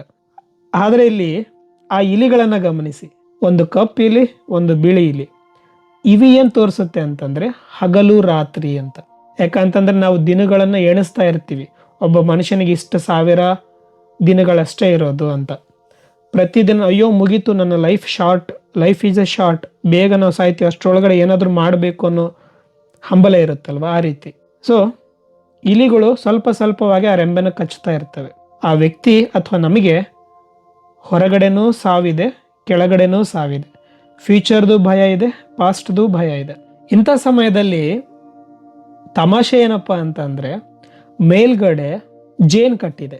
ಆ ಜೇನನ್ನು ಒಂದೊಂದೇ ಹನಿ ಅವನ ಬಾಯಿಗೆ ನೇರವಾಗಿ ಬೀಳ್ತಾ ಇರೋದ್ರಿಂದ ಆವಾಗೊಂದು ಇವಾಗೊಂದು ಅವನು ಆ ಜೇನಿನ ಆಸೆಗೆ ಜೇನು ಹುಳುಗಳು ಅವನು ಕಚ್ಚುತ್ತಾ ಇದ್ರೂ ಕೂಡ ಆ ಜೇನನ್ನು ಅನುಭವಿಸ್ತಾ ಇದ್ದಾನೆ.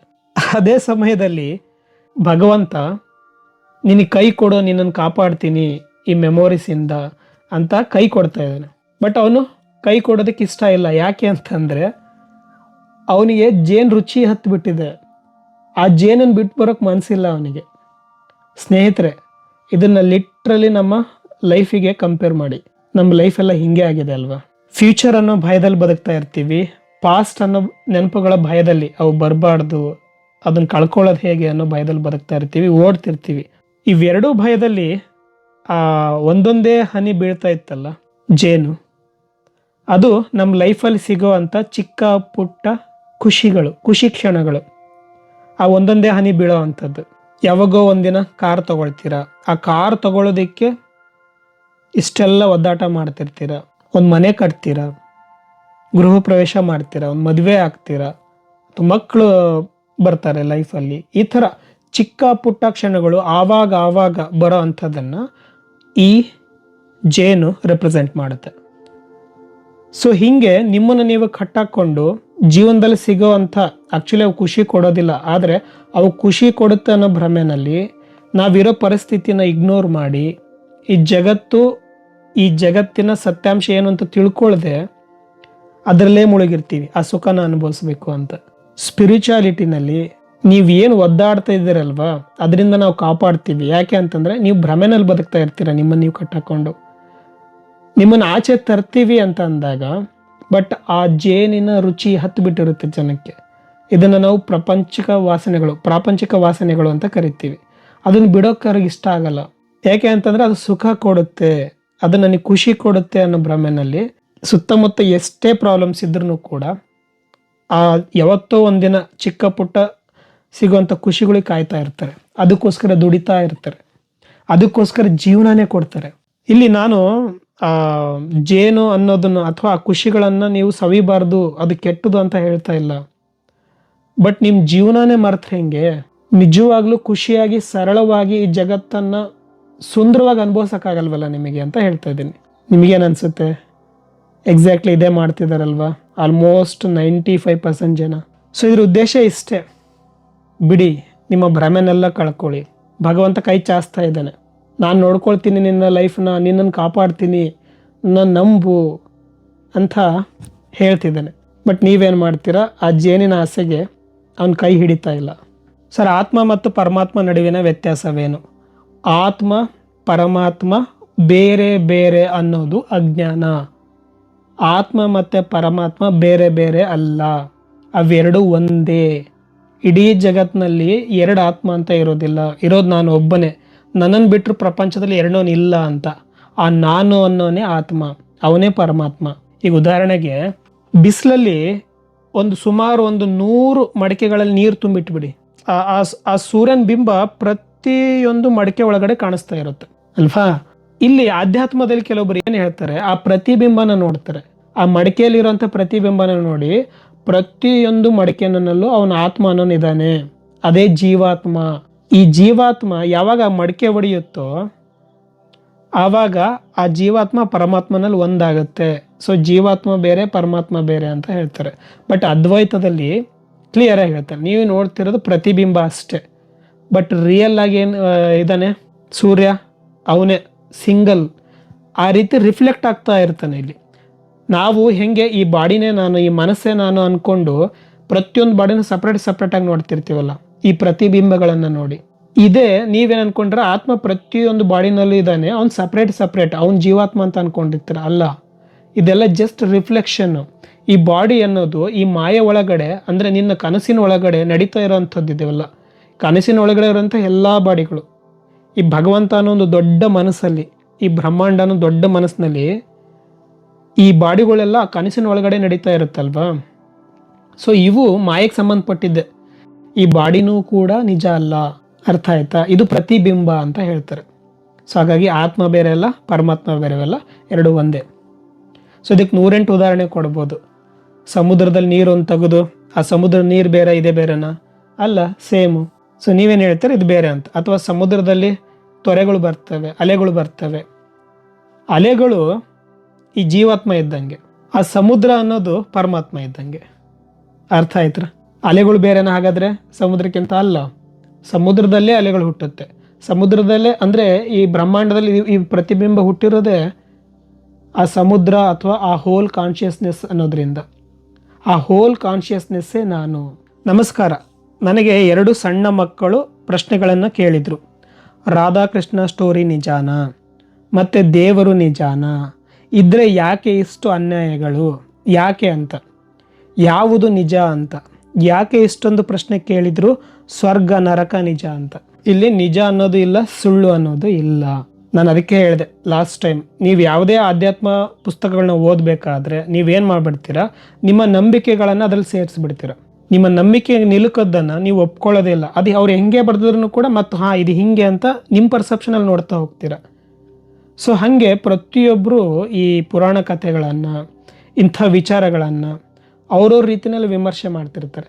ಅದಕ್ಕೆ ನಾನು ಹೇಳಿದೆ, ನೀವು ಬ್ರಾಹ್ಮಣನಾಗಿ, ಮುಸ್ಲಿಮ್ನಾಗಿ, ಕ್ರಿಸ್ತನಾಗಿ, ಜೈನನಾಗಿ, ಬೌದ್ಧಿಕನಾಗಿ, ಏನಾಗಲಿ, ಯಾವುದೇ ಪಂಥದವರಾಗಲಿ, ಅದು ಆಗಿ ನಾನು ಹಿಂದೂ ಈ ಪುರಾಣ ಕಥೆಗಳನ್ನು ನಾನು ಅರ್ಥ ಮಾಡ್ಕೊಳ್ತೀನಿ ಅಂತಂದರೆ ಅರ್ಥ ಆಗಲ್ಲ.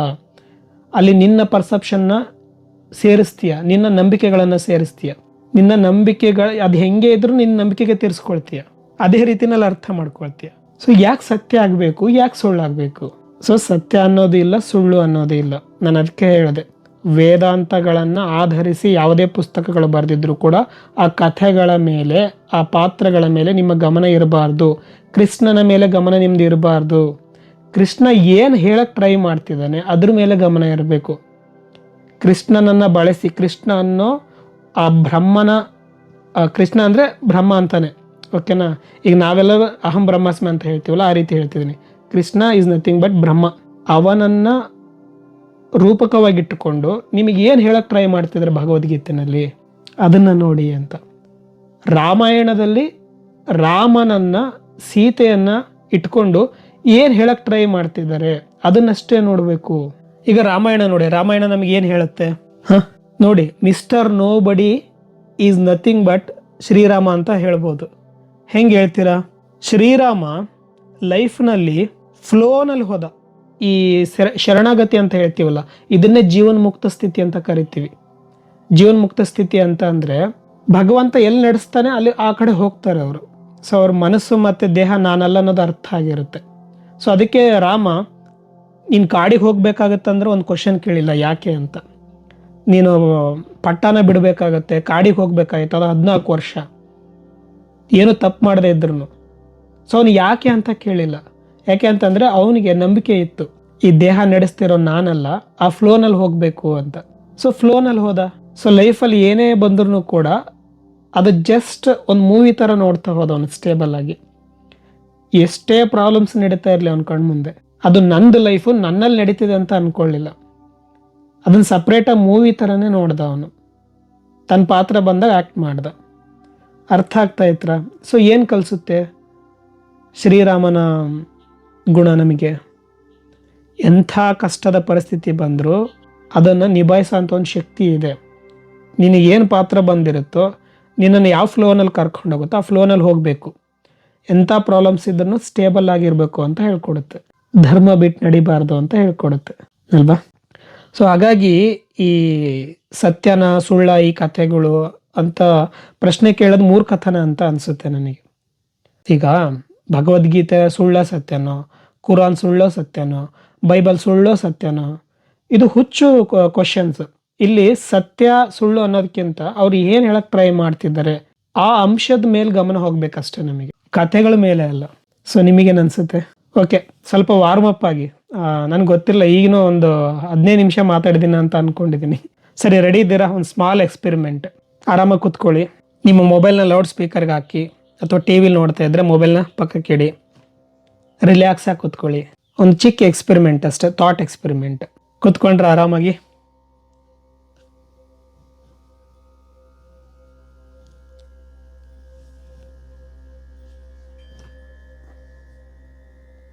ರಿಲ್ಯಾಕ್ಸ್ ಆಗಿ ಕೂತ್ಕೊಳ್ಳಿ. ಕಣ್ಮುಚ್ಚಿ.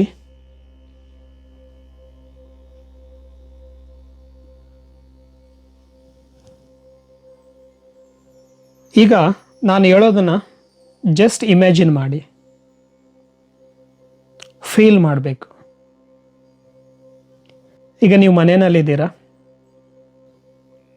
ನಿಮ್ಮ ಮನೆಯಲ್ಲಿರೋಂಥ ಫ್ರಿಜ್ ಕಡೆ ಹೋಗಿ, ರೆಫ್ರಿಜರೇಟರ್ ಅಡುಗೆ ಕೋಣೆಯಲ್ಲಿದೆನಾ? ಹೋಗಿ ಫ್ರಿಜ್ ಡೋರನ್ನು ಬಲಗೈಯಿಂದ ಆ ಹ್ಯಾಂಡಲ್ನ ಹಿಡಿದು ಓಪನ್ ಮಾಡಿ.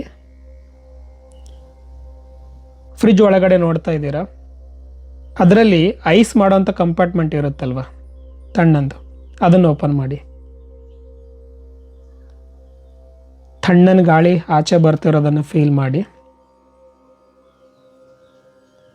ಈಗ ನಿಮ್ಮ ಎಡಗೈಯನ್ನು ಆ ಐಸ್ ಕಂಪಾರ್ಟ್ಮೆಂಟ್ ಒಳಗಡೆ ಇಡಬೇಕು. ತಣ್ಣಗಾಗ್ತಾ ಇದೆ, ನಿಮ್ಮ ಕೈ ಪೂರ್ತಿ ತಣ್ಣಗಾಗ್ತಾ ಇದೆ. ಆ ಕೋಲ್ಡನ್ನ ಫೀಲ್ ಮಾಡಿ.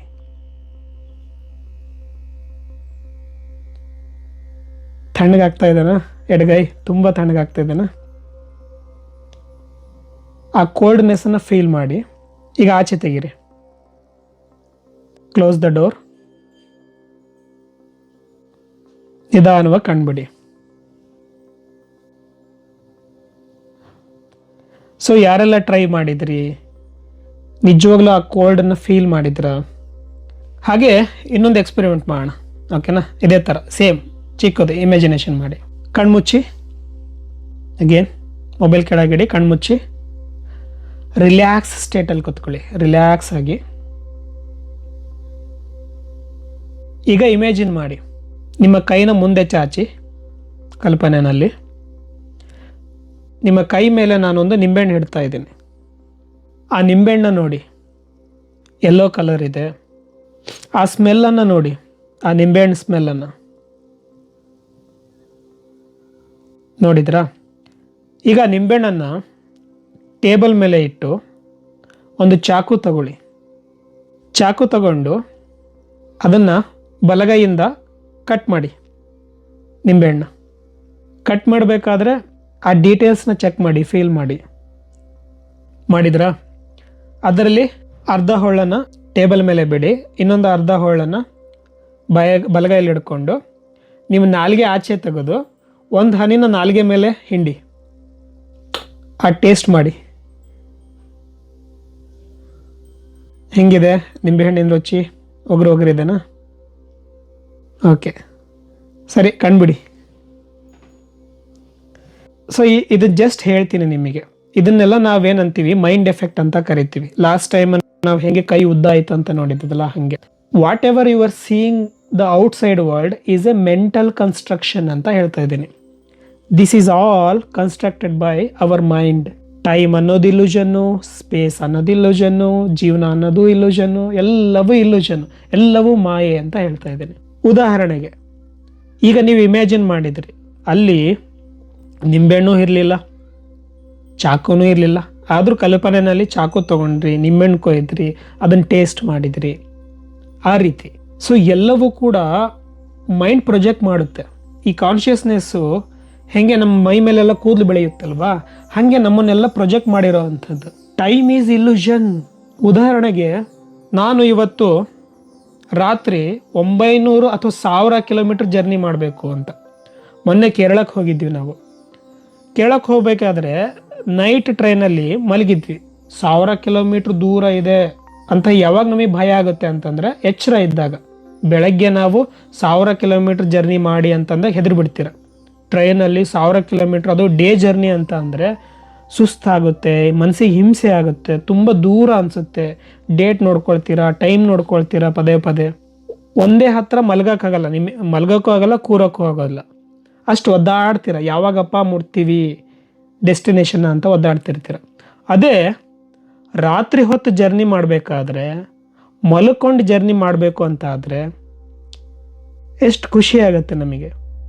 ಜಸ್ಟ್ ಈಗ ಮಲಗ್ತೀವಿ, ಎಚ್ಚರ ಆದಾಗ ನಮಗೆ 5 ನಿಮಿಷನೂ ಅನ್ಸಲ್ಲ, 1 ನಿಮಿಷನೂ ಅನ್ಸಲ್ಲ. ಮಲಗಿದಾಗ ಟೈಮ್ ಅನ್ನೋದೇ ಇರೋದಿಲ್ಲ, ಝೀರೋ. ಎಚ್ಚರ ಆದಾಗ ನೋಡ್ತೀವಿ ಕೇರಳದಾಗಿದ್ದೀವಿ 1000 ಕಿಲೋಮೀಟ್ರ್.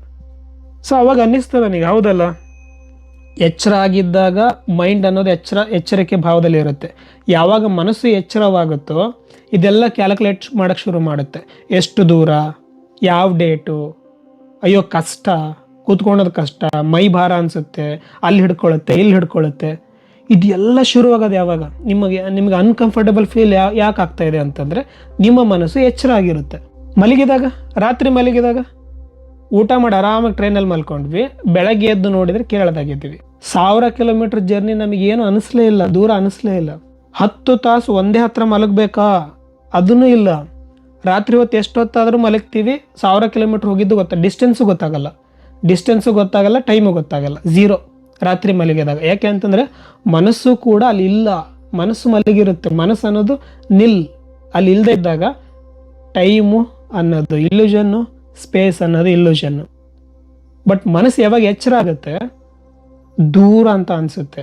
ಸೊ ಯಾರು ಟೈಮ್ ಅನ್ನೋದು ಇಲ್ಯೂಷನ್ನು, ಸ್ಪೇಸ್ ಅನ್ನೋದು ಇಲ್ಯೂಷನ್ ಒಪ್ಕೊಳ್ಳೋಕ್ಕಾಗಲ್ಲ ಅಂತ ಹೇಳ್ತಾರಲ್ವ, ಅವರು ಮನಸ್ಸನ್ನು ಅಥವಾ ದೇಹವನ್ನೇ ಸತ್ಯ ಅಂತ ತಿಳ್ಕೊಂಡು ಬರ್ತಾ ಇರ್ತಾರೆ. ಹಾಗಾಗಿ ಇಂತಹ ಸತ್ಯಗಳು ಅವರನ್ನು ಒಪ್ಪೋದಿಲ್ಲ. ಅವರು ಮನಸ್ಸಿನಿಂದ, ಬೈ ಲಾಜಿಕ್ ಮೈಂಡಿಂದ ಬದುಕ್ತಾ ಇರ್ತಾರೆ. ಯಾವಾಗ ನೀನು ಮನಸ್ಸು ಬುದ್ಧಿಯನ್ನು ಕಳ್ಕೊಳ್ತೀಯೋ, ಅದನ್ನು ಯಾವಾಗ ಸೈಡಿಗೆ ಸರಿಸ್ತೀಯೋ, ಬ್ರಹ್ಮನಲ್ಲಿ ಜೀವಿಸೋದು ಅಂತ ಹೇಳ್ತಾರೆ. ಅಥವಾ ಜಸ್ಟ್ ಮನಸ್ಸು ಇಲ್ಲದೆ ಇರೋಂಥ ಸ್ಥಿತಿಗೆ ಯಾವಾಗ ಹೋಗ್ತೀಯೋ, ಆವಾಗ ಟೈಮು, ಸ್ಪೇಸು, ಡೇಟು, ಡಿಸ್ಟೆನ್ಸು ಎಲ್ಲ ಮಾಯ. ಈಗ ಇನ್ನೊಂದು ಸ್ವಲ್ಪ ದಿನ ಆದರೆ ಹೊಸ ವರ್ಷ ಬರುತ್ತೆ ಅಂತ ನಂಬಿದ್ದೀವಿ ನಾವಲ್ವಾ.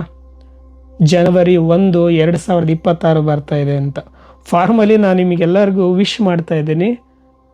ಎಲ್ರಿಗೂ ಕೂಡ 2026 ಜೀವನವನ್ನು ಸುಲಭ ಮಾಡಲಿ, ನೀವು ಬಯಸೋ ಅಂಥ ಜೀವನ ನಿಮಗೆ ಸಿಗಲಿ ಅಂತ ಹಾರೈಸ್ತೀನಿ. ಸೊ ಎಲ್ರಿಗೂ ಹ್ಯಾಪಿ ನ್ಯೂ ಇಯರ್. ಸೊ ಈಗ ಸತ್ಯಕ್ಕೆ ಬರೋಣ. ಸೊ ನಮ್ಮ ಮನೆಯಲ್ಲಿ ಕ್ಯಾಲೆಂಡರ್ ಹಾಕಿಲ್ಲ, ನಾವು ಎಲ್ಲೂ ಕೂಡ ನಾವು ಕ್ಲಾಕ್ ಕೂಡ ಹಾಕಿಲ್ಲ. ಕ್ಲಾಕ್ನೂ ತೆಗ್ಸಿದ್ದೀನಿ, ಕ್ಯಾಲೆಂಡರ್ ಕೂಡ ತೆಗ್ಸಿದ್ದೀನಿ. ಡೇಟ್ ನೋಡಲ್ಲ ನಾನು ಜಾಸ್ತಿ. ಕೆಲಸ ಇದ್ದಾಗ ಅವರೇ ನೆನಪಿಸ್ತಾರೆ, ಇಂಥ ಡೇಟಿಗೆ ಬನ್ನಿ ಅಂತ, ಆ ಥರ. ಸೊ ಇಲ್ಲಿ ನೋಡಿ, ಡಿಸೆಂಬರ್ 31, 2025 ಸಂಜೆ ಆಗಿದೆ ಅಥವಾ ರಾತ್ರಿ ಆಗಿದೆ ಈ ಟೈಮ್ ಅಂತ ಅಂದ್ಕೊಳ್ಳಿ. ಬೆಳಗ್ಗೆ ಎದ್ದ ತಕ್ಷಣವೇ ನಿಮ್ಮ ಬ್ರೈನಲ್ಲಿ ಏನು ಬರುತ್ತೆ, ಇವತ್ತು ಹೊಸ ವರ್ಷ, 2026ನೇ ಇಸ್ವಿ ಅಂತ. ಇದು ಎಲ್ಲಿಂದ ಬಂತು ಅಂತಂದರೆ ನಿಮ್ಮ ಬ್ರೈನಲ್ಲಿ ಸೇವ್ ಆಗಿರೋಂಥ ಮೆಮೊರಿಯಿಂದ. ಇನ್ಪುಟ್ ಪ್ಲಸ್ ನಂಬಿಕೆ ನಿಮ್ಮ ಜಗತ್ತನ್ನು ಕ್ರಿಯೇಟ್ ಮಾಡುತ್ತೆ ಅಂತ ಹೇಳಿದೆ. ಸೊ ಬೆಳಗ್ಗೆ ಎದ್ದಾಗ ನೀವು ಬೇರೆ ವರ್ಷ ಅಂತಲೇ ನೋಡ್ತೀರ, ನೀವು ಅದನ್ನು ಹೊಸ ವರ್ಷ ಅಂತಲೇ ನೋಡೋಕ್ಕೆ ಫೀಲ್ ಮಾಡ್ತೀರ. ಆ್ಯಕ್ಚುಲಿ ಆ ಇನ್ಫಾರ್ಮೇಷನ್ನೇ ಇಲ್ಲ ಅಂತ ಅಂದ್ಕೊಳ್ಳಿ. ನಿಮಗೆ ಡಿಸೆಂಬರ್ 31 ಕಳೆದು ಬೆಳಗ್ಗೆ ಆಗಿ ಸೂರ್ಯ ಹುಡ್ತಾನೆ, ನಿಮಗೆ ಡೇ ಟು ಟೈಮು ಏನೂ ಇಲ್ಲ ಅಂದಾಗ ಏನಾಗುತ್ತೆ, ಆ್ಯಕ್ಚುಲಿ ಹೊಸ ವರ್ಷ ಅನ್ನೋದು ಬರೋದೇ ಇಲ್ಲ, ಜಸ್ಟ್ ಹಗಲು ರಾತ್ರಿ ಆಗ್ತಾ ಇರುತ್ತೆ. ಏನು ವ್ಯತ್ಯಾಸ ಡಿಸೆಂಬರ್ 31ಕ್ಕೂ ಜನವರಿ 1ಕ್ಕೂ ಏನು ವ್ಯತ್ಯಾಸ ಆಗುತ್ತೆ ಪ್ರಕೃತಿನಲ್ಲಿ? ಹಗಲು ರಾತ್ರಿನಲ್ಲಿ ಏನು ವ್ಯತ್ಯಾಸ ಆಗುತ್ತೆ? ಜಸ್ಟ್ ನಿಮ್ಮ ಬ್ರೈನಲ್ಲಿ ಕೊಟ್ಟಿರೋ ಅಂಥ ಆ ಫೀಡೆಡ್ ಇನ್ಫಾರ್ಮೇಷನ್ ನಿಮ್ಮನ್ನ ಈ ರೀತಿ ಫೀಲ್ ಆಗೋ ರೀತಿ ಮಾಡುತ್ತೆ. ಸೊ ಈಗ ಏನು ಅಂತಂದರೆ ಇದೇ ಲಾಸ್ಟ್ ವರ್ಷ ನಾವು ಮಾತಾಡೋದು, ಇದಾದಮೇಲೆ ನೆಕ್ಸ್ಟ್ ವರ್ಷ ನಾವು ಭೇಟಿ ಆಗ್ತೀವಿ ಅನ್ನೋದು ನಮ್ಮ ನಂಬಿಕೆ. ಇದೇ ನಂಬಿಕೆ ಬಂಧನಗಳಿಂದ ಕಳ್ಕೊಳ್ಳಿ ಅಂತ ಅನ್ನೋದು. ಇವೇ ಭ್ರಮೆಗಳು. ಆಸೆ ಮತ್ತು ಭಯ ಯಾಕೆ ಹುಟ್ಟುತ್ತೆ ಅಂತಂದರೆ ಚಿಕ್ಕ ವಯಸ್ಸಿನಲ್ಲಿ ನಿಮ್ಮ ಸಬ್ ಕಾನ್ಷಿಯಸ್ ಮೈಂಡ್ ಡೆವಲಪ್ ಆಗೋದಕ್ಕೆ 7 ವರ್ಷಗಳ ಒಳಗಡೆ ಏನೇನೆಲ್ಲ ನಿಮ್ಮ ಲೈಫಲ್ಲಿ ನಡೆಯುತ್ತೆ ಅವು ಕಾರಣ ಆಗಿರುತ್ತೆ. ಅದೆಲ್ಲ ಅಬ್ಸರ್ವ್ ಮಾಡಿ ನೀವು ಪ್ರೋಗ್ರಾಮ್ ಮಾಡ್ಕೊಂಡಿರ್ತೀರ. ಒಂದು ಆಪ್ರೇಟಿಂಗ್ ಸಿಸ್ಟಮ್ ಥರ ಆಗಿರುತ್ತೆ. ಅವು ನೀವು ಸಾಯೋವರೆಗೂ ಕೂಡ, ಎಷ್ಟೇ ಏಜ್ ಆದ್ರೂ ಕೂಡ ಆಟೋ ಪೈಲಟ್ ಥರ ವರ್ಕ್ ಆಗ್ತಾ ಇರುತ್ತೆ. ಭಯ, ಆತಂಕ, ಆಸೆ ಇವೆಲ್ಲ ಬರೋದು ಅದರಿಂದನೇ. ಇನ್ನು ಎರಡನೇದು ನಂಬಿಕೆಗಳು. ಈ ನಂಬಿಕೆಗಳನ್ನು ಇನ್ಪುಟ್ ಆಧಾರದ ಮೇಲೆ ತಗೊಂಡಿರ್ತೀರ. ಆ ನಂಬಿಕೆಗಳ ಮೇಲೆ ಬದುಕ್ತಾ ಇರ್ತೀರ. ವರ್ಷಗಳಿದಾವೆ ಅಂತ ನಂಬುತ್ತೀರ. ಟೈಮ್ ಅನ್ನೋದಿಲ್ಲ, ಡಿಸ್ಟೆನ್ಸ್ ಅನ್ನೋದಿಲ್ಲ, ಅದು ಮನಸ್ಸು ಕನ್ಸ್ಟ್ರಕ್ಟ್ ಮಾಡ್ತಾ ಇರೋಂಥದ್ದು. Everything is constructed by our mind ಅಂತ ಹೇಳ್ತಾ ಇದ್ದೇನೆ. ಉದಾಹರಣೆ ಕೊಟ್ಟಿದ್ದ ಟ್ರೈನ್ ಜರ್ನಿ ಅಲ್ವಾ? ರಾತ್ರಿ ಮಲಗಿದ ಕನಸನ್ನು ಹೆಂಗೆ ಪ್ರೊಜೆಕ್ಟ್ ಮಾಡುತ್ತೆ ನಮ್ಮ ಬ್ರೈನ್, ಎಚ್ಚರ ಆದಾಗ ಇದನ್ನೆಲ್ಲ ಪ್ರೊಜೆಕ್ಟ್ ಮಾಡ್ತಾ ಇರೋದು. ಸೊ ಇಂಥ ಭ್ರಮೆಗಳನ್ನೆಲ್ಲ ಕಳ್ಕೊಂಡಾಗ ಜೊತೆಗೆ ಏನು ಫೀಡ್ ಮಾಡಿರ್ತಾರಲ್ವ, ಹಿಂದೂ, ಮುಸ್ಲಿಂ, ಕ್ರೈಸ್ತ, ಮತಗಳು, ಜಾತಿಗಳು, ಜೀವನದ ಭಯ, ಇವೆಲ್ಲ ನಂಬಿಕೆಗಳನ್ನು ಕಳ್ಕೊಂಡಾಗ, ಭ್ರಮೆಗಳು ಅನ್ನೋದು ಬಿಟ್ಟಾಗ ಈ ಜಗತ್ತು ನೋವಿಂದ ಕೂಡಿದೆ, ಪ್ರಾಬ್ಲಮ್ಸಿಂದ ಕೂಡಿದೆ ಅಂತ ಅನ್ಸಲ್ಲ. ಹೆಂಗೆ ರಾಮ ನೋವು ಇದ್ರೂ ಕೂಡ ಅದನ್ನು ಜಸ್ಟ್ ವಾಚ್ ಮಾಡ್ತಾ ಇರ್ತಾರೆ, ರೆಸಿಸ್ಟ್ ಮಾಡೋದಿಲ್ಲ. ರೆಸಿಸ್ಟೆನ್ಸ್ ಈಸ್ ಸಫರಿಂಗ್ ಅಂತ ಕರಿತೀವಿ. ನೀವು ಯಾವುದು ಆಗಬಾರ್ದು ಅಂತ ಅಂದ್ಕೊಳ್ತೀರೋ ಅಲ್ಲಿಗೆ ನೀವು ಎಕ್ಸ್ಪೆಕ್ಟ್ ಮಾಡ್ತಿದ್ದೀರ ಅಂತ. ಅದು ಆಗಬಾರ್ದಾಗಿತ್ತು ಅಂತ ಎಲ್ಲಿ ರೆಸಿಸ್ಟ್ ಮಾಡೋಕ್ಕೆ ಶುರು ಮಾಡ್ತೀರೋ ಅಲ್ಲಿ ದುಃಖ ಶುರು ಆಗ್ಬಿಡುತ್ತೆ. ಅದಕ್ಕೆ ರಾಮನ ಉದಾಹರಣೆ ಕೊಟ್ಟಿದ್ದು, he just accept what ever happens. ಲೈಫಲ್ಲಿ ಏನೇ ನಡೀತಾ ಇರಲಿ ಸುಮ್ಮನೆ ಮೂವಿ ಥರ ನೋಡ್ತಾ ಇರ್ತಾನೆ. ಮೂವಿ ನೋಡೋಂಥರ ಅಲ್ಲಿ ಏನೇ ನಡೀತಿದ್ರು ನೋವು ನಲಿವು ಏನೇ ಬರ್ತಾ ಇರಲಿ ಸ್ಟೇಬಲ್ ಆಗಿರ್ತಾನೆ. ಆ ರೀತಿ ಆಗಬೇಕು ಅಂತ ಅಂದರೆ ನಾವು ಜಗತ್ತನ್ನು ನೋಡ್ತಾ ಇರೋ ಅಂಥವ್ರು, ಈ ಜೀವನನ ನೋಡ್ತಾ ಇರೋ ಅಂಥವನು ಈ ಜೀವನನ ನಾನಲ್ಲ ಅನ್ನೋದು ಅರ್ಥ ಆಗಬೇಕು. ಕಾಣಿಸ್ತಾ ಇದೆ ಬಟ್ ಮಾಯೆ ಬಂದ್ಬಿಟ್ಟು ಜ್ಞಾನವನ್ನು ಮರೆಮಾಸ್ತಾ ಇದೆ. ನಿಜ ಇದೇನ ಅಂತ ಅಂದರೆ ನಾನು ಪದೇ ಪದೇ ಹೇಳ್ತಾ ಇರ್ತೀನಿ, ಸತತ ಅಭ್ಯಾಸನೇ ಸೀಕ್ರೆಟ್. ನಿಮಗೆ ಅರ್ಥ ಆಗಿದೆ ಈ ಜಗತ್ತು ಸತ್ಯ ಅಲ್ಲ ಅಂತ. ಆದರೆ ಈ ಮಾಯೆ ಅನ್ನೋದು ಇದ್ರ ಜೊತೆ ನಾವು ವ್ಯವಹಾರ ಮಾಡೋದು ಇನ್ನೂ ಬಿಟ್ಟಿರೋದಿಲ್ಲ. ಸೊ ಮಾಡಲೇಬೇಕು ಅಲ್ವಾ? ಇಂತಹ ಸಮಯದಾಗೆ ವ್ಯವಹಾರ ಮಾಡಬೇಕಾದ್ರೆ ನೀವು ಆ ಸತ್ಯನ ಮರೆತು ಬಿಡ್ತೀರ. ನಾನು ಬ್ರಹ್ಮ, ಈ ಜಗತ್ತು ನನ್ನ ಒಳಗಡೆ ನಡೀತಾ ಇದೆ, ತತ್ವಮಸಿ, ಇದೆಲ್ಲ ಏನು ಅರ್ಥ ಮಾಡ್ಕೊಂಡಿರ್ತೀವಲ್ಲ ಬಯಲಾಜಿಕಲಿ, ಮತ್ತೆ ವ್ಯವಹಾರಕ್ಕೆ ಬಿದ್ದಾಗ ಫೋಕಸ್ ಬೇರೆ ಕಡೆ ಹೋದಾಗ ಇದನ್ನು ಮರೆತು ಬಿಡ್ತೀವಿ ನಾವು. ಅದನ್ನು ಮರೆತಾಗ ನಮ್ಮ ಸಬ್ ಕಾನ್ಷಿಯಸ್ ಮೈಂಡಲ್ಲಿ ಆಟೋ ಪೈಲಟ್ ಪ್ರೋಗ್ರಾಮ್ಸ್ ಇರ್ತಾವಲ್ಲ, ಅದು ರನ್ ಆಗಿ ಶುರು ಆಗ್ತವೆ. ಆಟೋಮೆಟಿಕ್ ರಿಯಾಕ್ಟ್ ಮಾಡ್ತೀವಿ, ಏನೇನೋ ಮಾತಾಡ್ಬಿಡ್ತೀವಿ. ಮತ್ತೆ ಸ್ವಲ್ಪ ಹೊತ್ತು ಆದಮೇಲೆ ನಮಗೆ ಎಚ್ಚರ ಆಗುತ್ತೆ, ಹೋ ಇಷ್ಟೊಂದು ಬೇಕಾಗಿತ್ತು ಅದನ್ನು ರಿಯಾಕ್ಟ್ ಮಾಡೋದಕ್ಕೆ ಅಂತ. ಸೊ ಇದಕ್ಕೆ ಸತತ ಅಭ್ಯಾಸನೇ ನಿಮಗೆ ಆಯುಧ. ಸತತವಾಗಿ ಅಭ್ಯಾಸ ಮಾಡಬೇಕು. ನೀವು ಎಚ್ಚೆತ್ಕೊಳ್ತಾ ಇದ್ದೀರಲ್ವಾ, ಆ ಥರ ಆಗಬಾರ್ದಾಗಿತ್ತು, ಆ ಥರ ರಿಯಾಕ್ಟ್ ಮಾಡಬಾರ್ದಾಗಿತ್ತು ಅಂತ. ಇದೇ ಸ್ಟೆಪ್ಪು. ಇದನ್ನು ಜಸ್ಟ್ ನೀವು ಆ ಟೈಮ್ನ ರೆಡ್ಯೂಸ್ ಮಾಡ್ತಾ ಬರಬೇಕು. ಸತತವಾಗಿ ನೀವು ನೆನಪು ಮಾಡ್ಕೊಳ್ತಾ ಇರಬೇಕು. ಆವಾಗ ಮಾಯೆ ಅನ್ನೋದು ಅದ್ರ ಪ್ರಭಾವನ ಕಳ್ಕೊಳ್ತಾ ಬರುತ್ತೆ. ಸರ್ ನೀವು ಹೇಳೋದೆಲ್ಲ ಅರ್ಥ ಆಗ್ತೀವಿ ಸರ್, ನಾನು ಜೀವನ ಸೆಲೆಕ್ಟ್ ಮಾಡಬಾರ್ದು, ಪ್ಲ್ಯಾನ್ ಮಾಡಬಾರ್ದು ಅಂತ ಹೇಳ್ತೀನಿ. ಮತ್ತು ಇವತ್ತು ಭಾನುವಾರ ಅಲ್ವಾ, ಮತ್ತೆ ನಾಳೆ ಬಗ್ಗೆ ಯೋಚನೆ ಮಾಡ್ತಿರ್ತೀರ. ಅಯ್ಯೋ ನಾಳೆ ಆಫೀಸ್ಗೆ ಹೋಗಬೇಕು, ಯೂನಿಫಾರ್ಮ್ ತೊಳೆದಿಲ್ಲ ಅಲ್ಲ. ಕೆಲಸ ಮಾಡಬಾರ್ದು ಅಂತಲೇ ಹೇಳ್ತಾ ಇಲ್ಲ, ಖುಷಿನ ಹುಡುಕ್ಬೇಕು ಅಂತಲೇ ಹೇಳ್ತಾ ಇಲ್ಲ, ದುಡ್ಡು ದುಡಿಬಾರ್ದು ಅಂತಲೇ ಹೇಳ್ತಾ ಇಲ್ಲ, ಏನು ಹೇಳ್ತಾ ಇಲ್ಲ ನಾನು. ಭ್ರಮೆನಲ್ಲಿ ಸೀರಿಯಸ್ ಆಗಿ ಹೋಗಬೇಡಿ, ಎಲ್ಲ ಲೈಟಾಗಿ ತಗೊಳ್ಳಿ, ಸ್ಟೇಬಲ್ ಆಗಿರಿ. ವಾಟ್ ಎವರ್ ಹ್ಯಾಪನ್ಸ್ ಜಸ್ಟ್ ನೋಡಿ ಅಂತ ಹೇಳ್ತಿದ್ದೀನಿ. ಅದನ್ನೇ ಸಾಕ್ಷಿ ಭಾವ ಅಂತ ಹೇಳೋದು. ಕಿರಣ್ ಗೌಡ ವಸ್ತುವಿನ ಅಣುವಿನಲ್ಲೂ ಪರಮಾತ್ಮ ಇರುವುದು ನಿಜವೇ. ನೀ ಮಾಯೆಯೊಳಗೋ ಮಾಯೆ ನಿನ್ನೊಳಗೋ, ನೀ ದೇಹದೊಳಗೋ ದೇಹ ನಿನ್ನೊಳಗೋ. ಈ ಥರ ಬ್ರೇನ್ ನಿನ್ನ ಒಳಗಡೆ ಇದೆನೋ ಅಥವಾ ಬ್ರೇನ್ ಒಳಗಡೆ ನೀನಿದೆಯೋ? ಏನು ಆನ್ಸರ್ ಮಾಡ್ತೀರ ಇದಕ್ಕೆ? ಮನಸ್ಸಿನ ಒಳಗಡೆ ನೀನಿದೆಯೋ ಅಥವಾ ಮನಸ್ಸು ನಿನ್ನ ಒಳಗಡೆ ಇದೆನಾ? ಏನು ಹೇಳ್ತೀರ? ಪ್ರತಿಯೊಂದು ಬಾಡಿ, ಪ್ರತಿಯೊಂದು ಅಣು, ಪ್ರತಿಯೊಂದು ವಸ್ತು, ಪ್ರತಿಯೊಂದು ಬ್ರಹ್ಮಾಂಡದಲ್ಲಿ ಇಲ್ಲಿ ಏನೇನೆಲ್ಲ ಕಾಣಿಸ್ತಾ ಇದೆ, ಇದೆಲ್ಲ ನನ್ನ ಒಳಗಡೆ ನಡೀತಾ ಇರೋವಂಥದ್ದು ಅಂತ ಹೇಳ್ತಿರೋದು ಉಪನಿಷತ್ತುಗಳು. ಯಾವಾಗ ನೀವು ಈ ಬಾಡಿಯಿಂದ ನಿಮ್ಮನ್ನು ನೀವು ಐಡೆಂಟಿಫೈ ಮಾಡ್ಕೊಳ್ತೀರೋ ಅಲ್ಲಿಗೆ ನಿಮ್ಮನ್ನು ನೀವು ಲಿಮಿಟ್ ಮಾಡ್ಕೊಂಡಂಗೆ, ಲಿಮಿಟೆಡ್ ಆಗಿ ನೋಡ್ತಾ ಹೋಗ್ತೀರ. ನಾನು ಇರೋದೇ ಇಷ್ಟು, ಈ ಬಾಡಿನೇ ನಾನು ಅಂತಂದಾಗ ಜಗತ್ತೆಲ್ಲ ದ್ವಂದ್ವಾಗಿ ಕಾಣಿಸುತ್ತೆ, ದ್ವೈತವಾಗಿ ಕಾಣಿಸುತ್ತೆ, ಎಲ್ಲದು ಬೇರೆ ಬೇರೆ ಥರ ಕಾಣಿಸ್ತಾರೆ. Don't identify yourself with anything.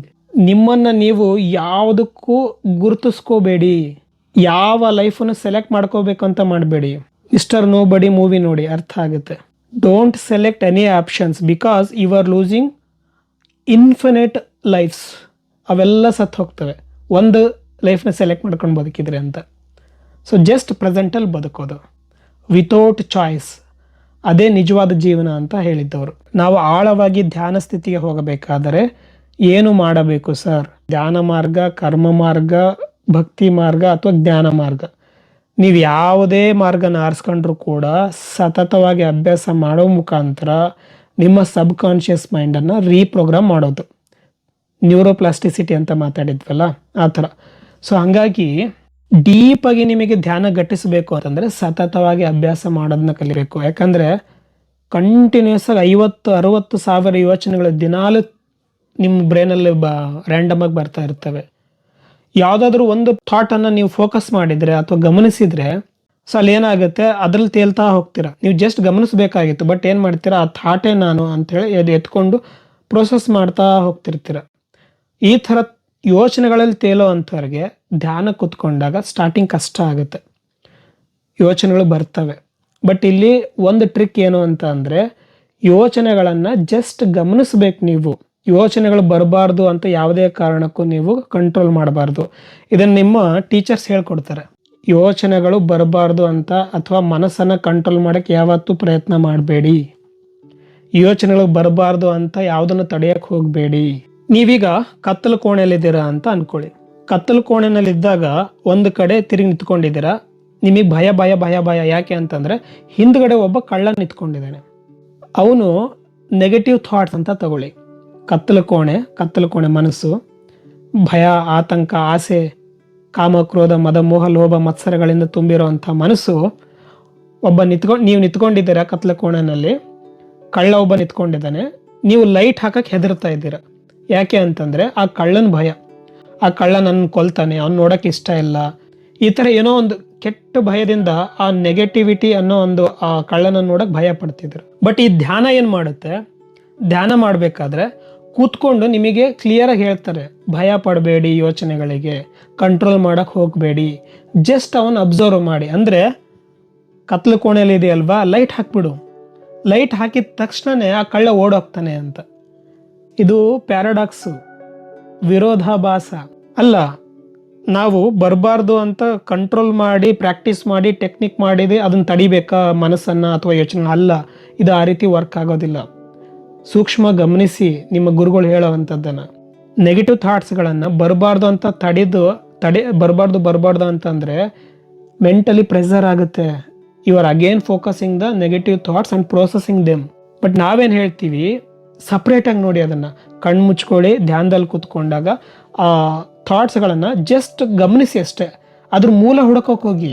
ಈಗ ಒಂದು ಸಡನ್ನಾಗಿ ಏನೋ ಒಂದು ಥಾಟ್ ಅರೈಸ್ ಆಯ್ತು, ಯಾಕಂದ್ರೆ ಥಾಟ್ಗಳನ್ನು ನೀವು ಸೆಲೆಕ್ಟ್ ಮಾಡಲ್ಲ, ಆಟೋಮೆಟಿಕ್ಕಾಗಿ ಬರ್ತಾವಲ್ವಾ.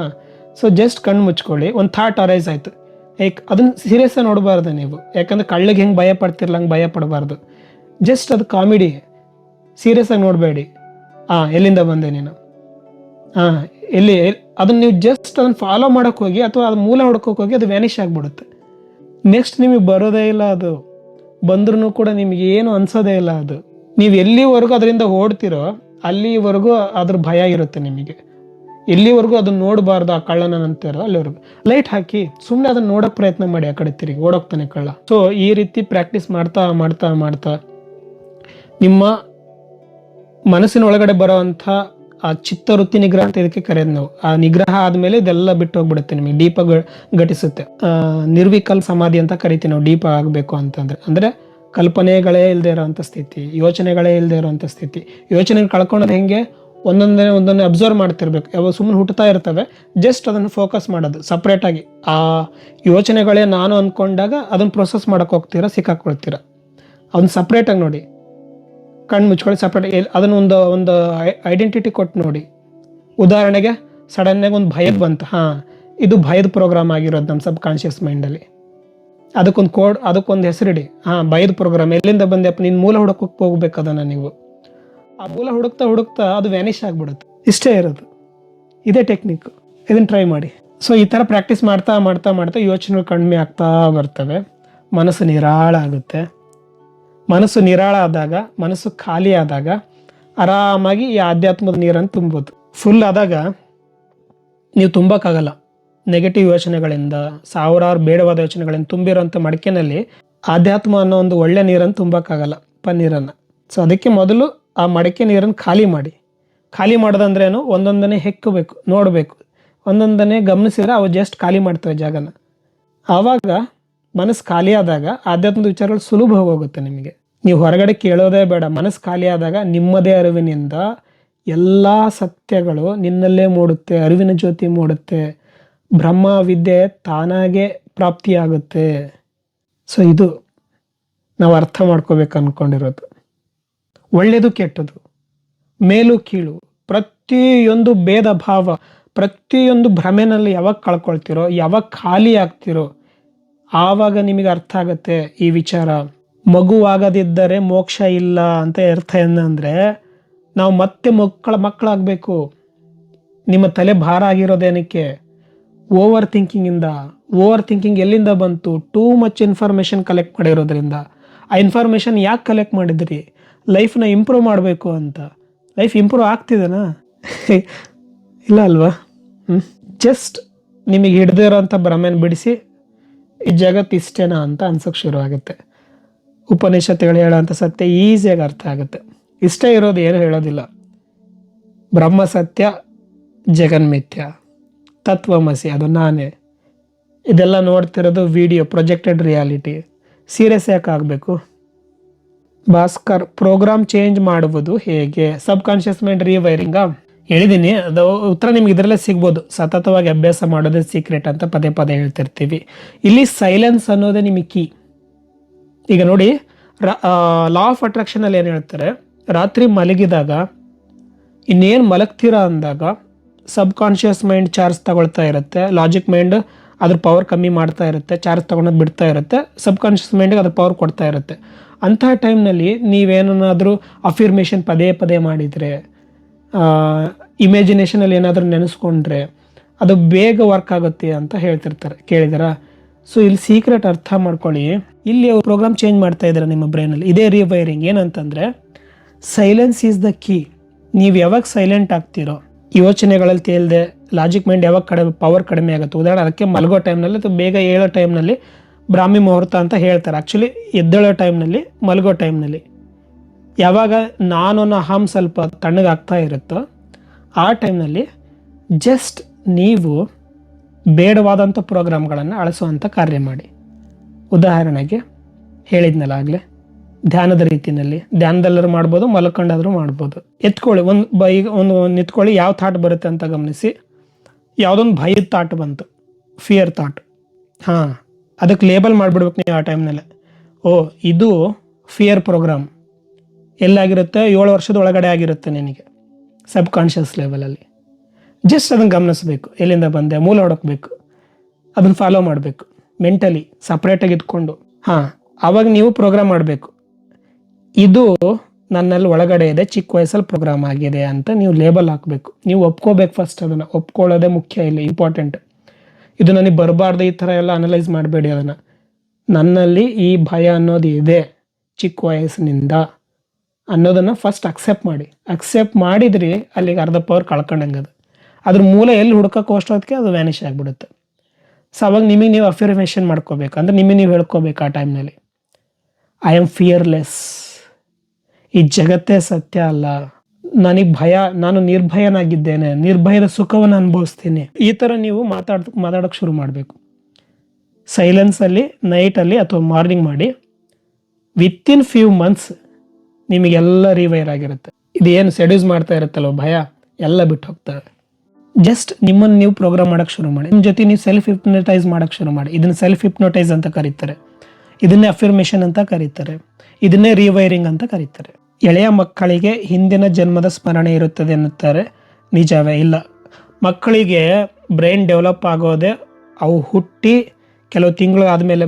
ಇಲ್ಲೆಲ್ಲ ತಲೆ ಮೇಲೆ ಮುಟ್ಟಿ ಇನ್ನೂ ಆ ಸ್ಕಲ್ ಕೂಡಿರೋದಿಲ್ಲ, ಅದು ಪೂರ್ತಿ ಡೆವಲಪ್ ಆಗಿರೋದಿಲ್ಲ. ಬ್ರೈನ್ ಕೂಡ ಕಂಪ್ಲೀಟ್ ಡೆವಲಪ್ ಆಗಿರೋದಿಲ್ಲ ಅಂತ ಹೇಳ್ತಾರೆ. ಸೊ ಅದಕ್ಕೆ ಚಿಕ್ಕ ವಯಸ್ಸಿನಲ್ಲಿ ಮಕ್ಕಳು ಏನು ನೆನಪಿರೋದಿಲ್ಲ. ನಿಮಗೆ ತಾಯಿ ಹೊಟ್ಟೆಯಿಂದ ಆಚೆ ಬಂದು ಏನನ್ನಾರು ನೆನಪಿರುತ್ತೆ ಅಂತ ನೋಡಿ ಅಂದರೆ ನೋಡೋದಿಲ್ಲ. ಕಲ್ಪನೆಯಲ್ಲಿ ನೋಡಿ ಅದೇ ಸತ್ಯ ಅಂತ ಅಂದ್ಕೊಂಡಿರ್ತಾರೆ, ಅದು ಬೇರೆ. ಬಟ್ ಇಷ್ಟೇ, ನಿಮ್ಮ ಬ್ರೈನ್ ಪೂರ್ತಿ ಡೆವಲಪ್ ಆಗೋದಕ್ಕೆ ಕೆಲ ತಿಂಗಳ ಕಾಲ ಬೇಕಾಗುತ್ತೆ. ಅಲ್ಲಿವರೆಗೂ ಆ ಮಗುಗೆ ಏನೂ ನೆನಪಿರೋದಿಲ್ಲ. ಅದಾದಮೇಲೆ ಯಾವಾಗ ಬ್ರೈನ್ ಕಂಪ್ಲೀಟ್ ಡೆವಲಪ್ ಆಗುತ್ತೋ ಅಲ್ಲಿಂದ ಸಬ್ ಕಾನ್ಷಿಯಸ್ ಮೈಂಡ್ ಡೆವಲಪ್ ಆಗಿ ಶುರುವಾಗುತ್ತೆ, ಅಲ್ಲಿಂದ ನೆನಪಿರುತ್ತೆ ಆ ಮಗುಗೆ. ಬಳಿಕ ಈ ಧ್ಯಾನದ ಆಧಾರದ ಮೇಲೆ ನಾನು ಹಣ ಮೇಲಿನ ಉತ್ಸಾಹ ಕಳೆದುಕೊಳ್ಳುತ್ತಿದ್ದೇನೆ, ಕೈಂಡ್ಲಿ ಸಜೆಸ್ಟ್. ಹೆದರಬೇಡಿ. ನೀವು ಆಧ್ಯಾತ್ಮದಲ್ಲಿ ಬರುವಾಗ ಸ್ಟಾರ್ಟಿಂಗು ಆ್ಯಕ್ಚುಲಿ ನಾವು ಹಣನ ಬಿಡಿ ಅಂತ ಹೇಳೋದಿಲ್ಲ, ಕನ್ಫ್ಯೂಸ್ ಆಗಬೇಡಿ. ಹಣ ಇರಲಿ, ಬಟ್ ಅದರಲ್ಲಿರೋಂಥ ವ್ಯಾಮೋಹನ ಬಿಡಬೇಕು, ಆ ಅಟ್ಯಾಚ್ಮೆಂಟನ್ನು ಬಿಡಬೇಕು. ಹಾಗಾಗಿ ಈ ಪ್ರೋಸೆಸ್ಸಲ್ಲಿ ಅಟ್ಯಾಚ್ಮೆಂಟ್ ಬಿಡಬೇಕಾದ್ರೆ ನಿಮಗೆ ಮೊದಲಿಗೆ ಎದುರಾಗೋದೇ ವೈರಾಗ್ಯ. ಆ ವೈರಾಗ್ಯದ ಅನುಭವವನ್ನು ಅನುಭವಿಸೋಕ್ಕೆ ಹೆದರ್ತಾರೆ ಜನ. ಯಾಕೆಂದರೆ ಸಪ್ಪೆ ಅನಿಸುತ್ತೆ, ಜೀವನ ನಶ್ವರ ಅನ್ಸೋಕ್ಕೆ ಶುರು ಆಗುತ್ತೆ, ಏನಿಲ್ಲ ಅನ್ಸೋಕ್ಕೆ ಶುರು ಆಗುತ್ತೆ. ಇದು ತುಂಬ ದಿನ ಇರೋದಿಲ್ಲ, ಕೆಲ ತಿಂಗಳುಗಳ ಕಾಲ ಅಷ್ಟೇ. ಕಂಟಿನ್ಯೂ ಮಾಡಿ, ಇದಕ್ಕೆ ಹೆದರಬೇಡಿ. ಒಂದು ದೊಡ್ಡ ಹಳ್ಳ ಇದೆ ನಿಮಗೆ. ಎಲ್ಲ ಜನ ಆಧ್ಯಾತ್ಮಿಕ ನಾನು ಬರ್ತೀನಿ ಅಂತ ಬರ್ತಾರೆ. ಸ್ಟಾರ್ಟಿಂಗ್ ಆ ವೈರಾಗ್ಯದ ಫೀಲ್ ನೋಡ್ಬಿಟ್ಟು ಹೆದರು ವಾಪಸ್ ಹೋಗ್ಬಿಡ್ತಾರೆ, ಇದರಲ್ಲಿ ಏನೂ ಇಲ್ಲಪ್ಪ ಅಂಥೇಳಿ ಮತ್ತೆ ಮಾಯಲ್ಲಿ ಸಿಕ್ಕಾಕೊಳ್ತಾರೆ. ಸೊ ಹಾಗಾಗಿ ನೀವು ಹೆದರಬೇಡಿ, ಜಸ್ಟ್ ಅದನ್ನು ಇಗ್ನೋರ್ ಮಾಡಿ ಆ ಭಾವನೆಗಳನ್ನು ಈಗ ಸದ್ಯಕ್ಕೆ. ಯಾಕಂದರೆ ಸ್ವಲ್ಪ ತಿಂಗಳ ಕಾಲದಲ್ಲಿ ಅದು ಏನು ಇಲ್ಲದೆ ಇರೋಂಥ ನಥಿಂಗ್ ಫೀಲಿಂಗ್ ಇರುತ್ತಲ್ವ, ನಥಿಂಗ್ನೆಸ್, ಆ ಫೀಲ್ ಹೋಗಿ ಆ ನಿಜವಾದ ಪ್ರೀತಿನ ಅನುಭವಿಸೋಕ್ಕೆ ಶುರು ಮಾಡ್ತೀರ, ಆ ನಿಜವಾದ ಆನಂದನ ಅನುಭವಿಸೋಕ್ಕೆ ಶುರು ಮಾಡ್ತೀರ. ಸೊ ಜಸ್ಟ್ ಕಂಟಿನ್ಯೂ, ಹೆದರಬೇಡಿ ಈ ವೈರಾಗ್ಯಕ್ಕೆ ಅಂತ. ಹೌ ಮಾಯಾ ಈಸ್ ಕ್ರಿಯೇಟೆಡ್, ನನಗೆ ಹೇಳಿದ್ದೇನಲ್ವ ಜಗತ್ತು ಹೇಗೆ ಕ್ರಿಯೇಟ್ ಆಗಿರ್ಬೋದು ಅಂತ. Everything is energy. ಓಂ ಅನ್ನೋ ಅಕ್ಷರದ ಆಧಾರದ ಮೇಲೆ, ಆ ಮ ಅನ್ನೋದ್ರ ಮೇಲೆ ತರಂಗಗಳು ಹೇಗೆ ಜನ್ರೇಟ್ ಆದವು. So how is Maya created ಅಂದರೆ ಮತ್ತೆ ಶಿವ ಮತ್ತು ಶಿವೆ ಹೆಂಗೆ ಪ್ರೊಜೆಕ್ಟ್ ಆಯ್ತು ಅಂತ ಮೊದಲಿಂದ ಬರಬೇಕಾಗತ್ತೆ. ಸೊ ಸಮಯ ಇಲ್ಲ, ಆಲ್ರೆಡಿ ಹೇಳಿದ್ದೀನಿ ನಾನು ಈ ಮುಂಚೆ. ಮೇ ಬಿ ಈ ಜಗತ್ತೇ ಒಂದು ಕನಸು, ನೀವೇ ದೇವರು ಅನ್ನೋ ವಿಡಿಯೋದಲ್ಲಿ ಹೇಳಿದ್ದೀನಿ ಅನಿಸುತ್ತೆ. ಈ ಕಷ್ಟಗಳನ್ನು ಸುಳ್ಳು ಎಂದು ಅಂದುಕೊಂಡರೂ ಮೈಂಡ್ ನಂಬುತ್ತಿಲ್ಲ, ಇದನ್ನು ಹೇಗೆ ಎದುರಿಸುವುದು? ಈಗ ನಾನು ವಿಡಿಯೋ ಮಾಡ್ತಿದ್ದೀನಿ, ಈಗ ಸತ್ಯ ಅನಿಸುತ್ತೆ ನಿಮಗೆ, ಹೌದು ಇವರು ಹೇಳ್ತಿರೋದು ಸತ್ಯ, ಜಗತ್ತು ಸತ್ಯ ಅಲ್ಲ. ಸೊ ಇದನ್ನೆಲ್ಲ ಜಸ್ಟ್ ಇಗ್ನೋರ್ ಮಾಡಬೇಕು, ಖುಷಿಯಾಗಿರಬೇಕು ಪ್ರೆಸೆಂಟಲ್ಲಿ ಅಂತ ಈಗ ಅನಿಸುತ್ತೆ. ಬಟ್ ನಮ್ಮ ಹಿತ್ತಾಳೆ ಕಿವಿ ಹಿಂಗೆ ಹೋಗ್ಬಿಡುತ್ತೆ. ಈಗ ಲೈವ್ ಎಂಡ್ ಆಗುತ್ತೆ, ಸ್ವಲ್ಪ ರಿಲ್ಯಾಕ್ಸ್ ಆಗ್ತೀರಾ, ಊಟ ಮಾಡ್ತೀರಾ, ಬೆಳಗ್ಗೆ ಎದ್ದ ತಕ್ಷಣ ಮತ್ತೆ ಶುರು ಅಲ್ಲಿಂದ. ಮತ್ತೆ ನಿಮ್ಮ ಗಮನ ಎಲ್ಲಿ ಹೋಗುತ್ತೆ, ಬಹಿರ್ಮುಖವಾಗುತ್ತೆ. ನಾನು ಏನು ಹೇಳಿದೆ, ಸೆಡ್ಯೂಸ್ ಆಗಬೇಡಿ, ಅಟ್ಯಾಚ್ ಆಗಬೇಡಿ ಇವೆಂಟ್ಸ್ಗೆ. ಮೂವಿ ಥರ ನೋಡಿ, ಜಸ್ಟ್ ಅದು ಫ್ಲೋನಲ್ಲಿ ಹೋಗಿ ಶ್ರೀರಾಮನ್ ಥರ ರೆಸಿಸ್ಟ್ ಮಾಡಬೇಡಿ. ಏನು ಹಿಂಗೆ ಆಗಬೇಕು, ಬೇಕು ಬೇಡಗಳನ್ನು ಮೀರಿ ಅಂತ ಹೇಳಿರ್ತೀನಿ ಇವಾಗ. ಬಟ್ ಇದೆಲ್ಲ ಮರಿತೀರ. ನಾಳೆ ಬೆಳಗ್ಗೆ ಮತ್ತೆ ಆಫೀಸು ಅಥವಾ ಕೆಲಸದ ಮೇಲೆ ಗಮನ ಪೂರ್ತಿ.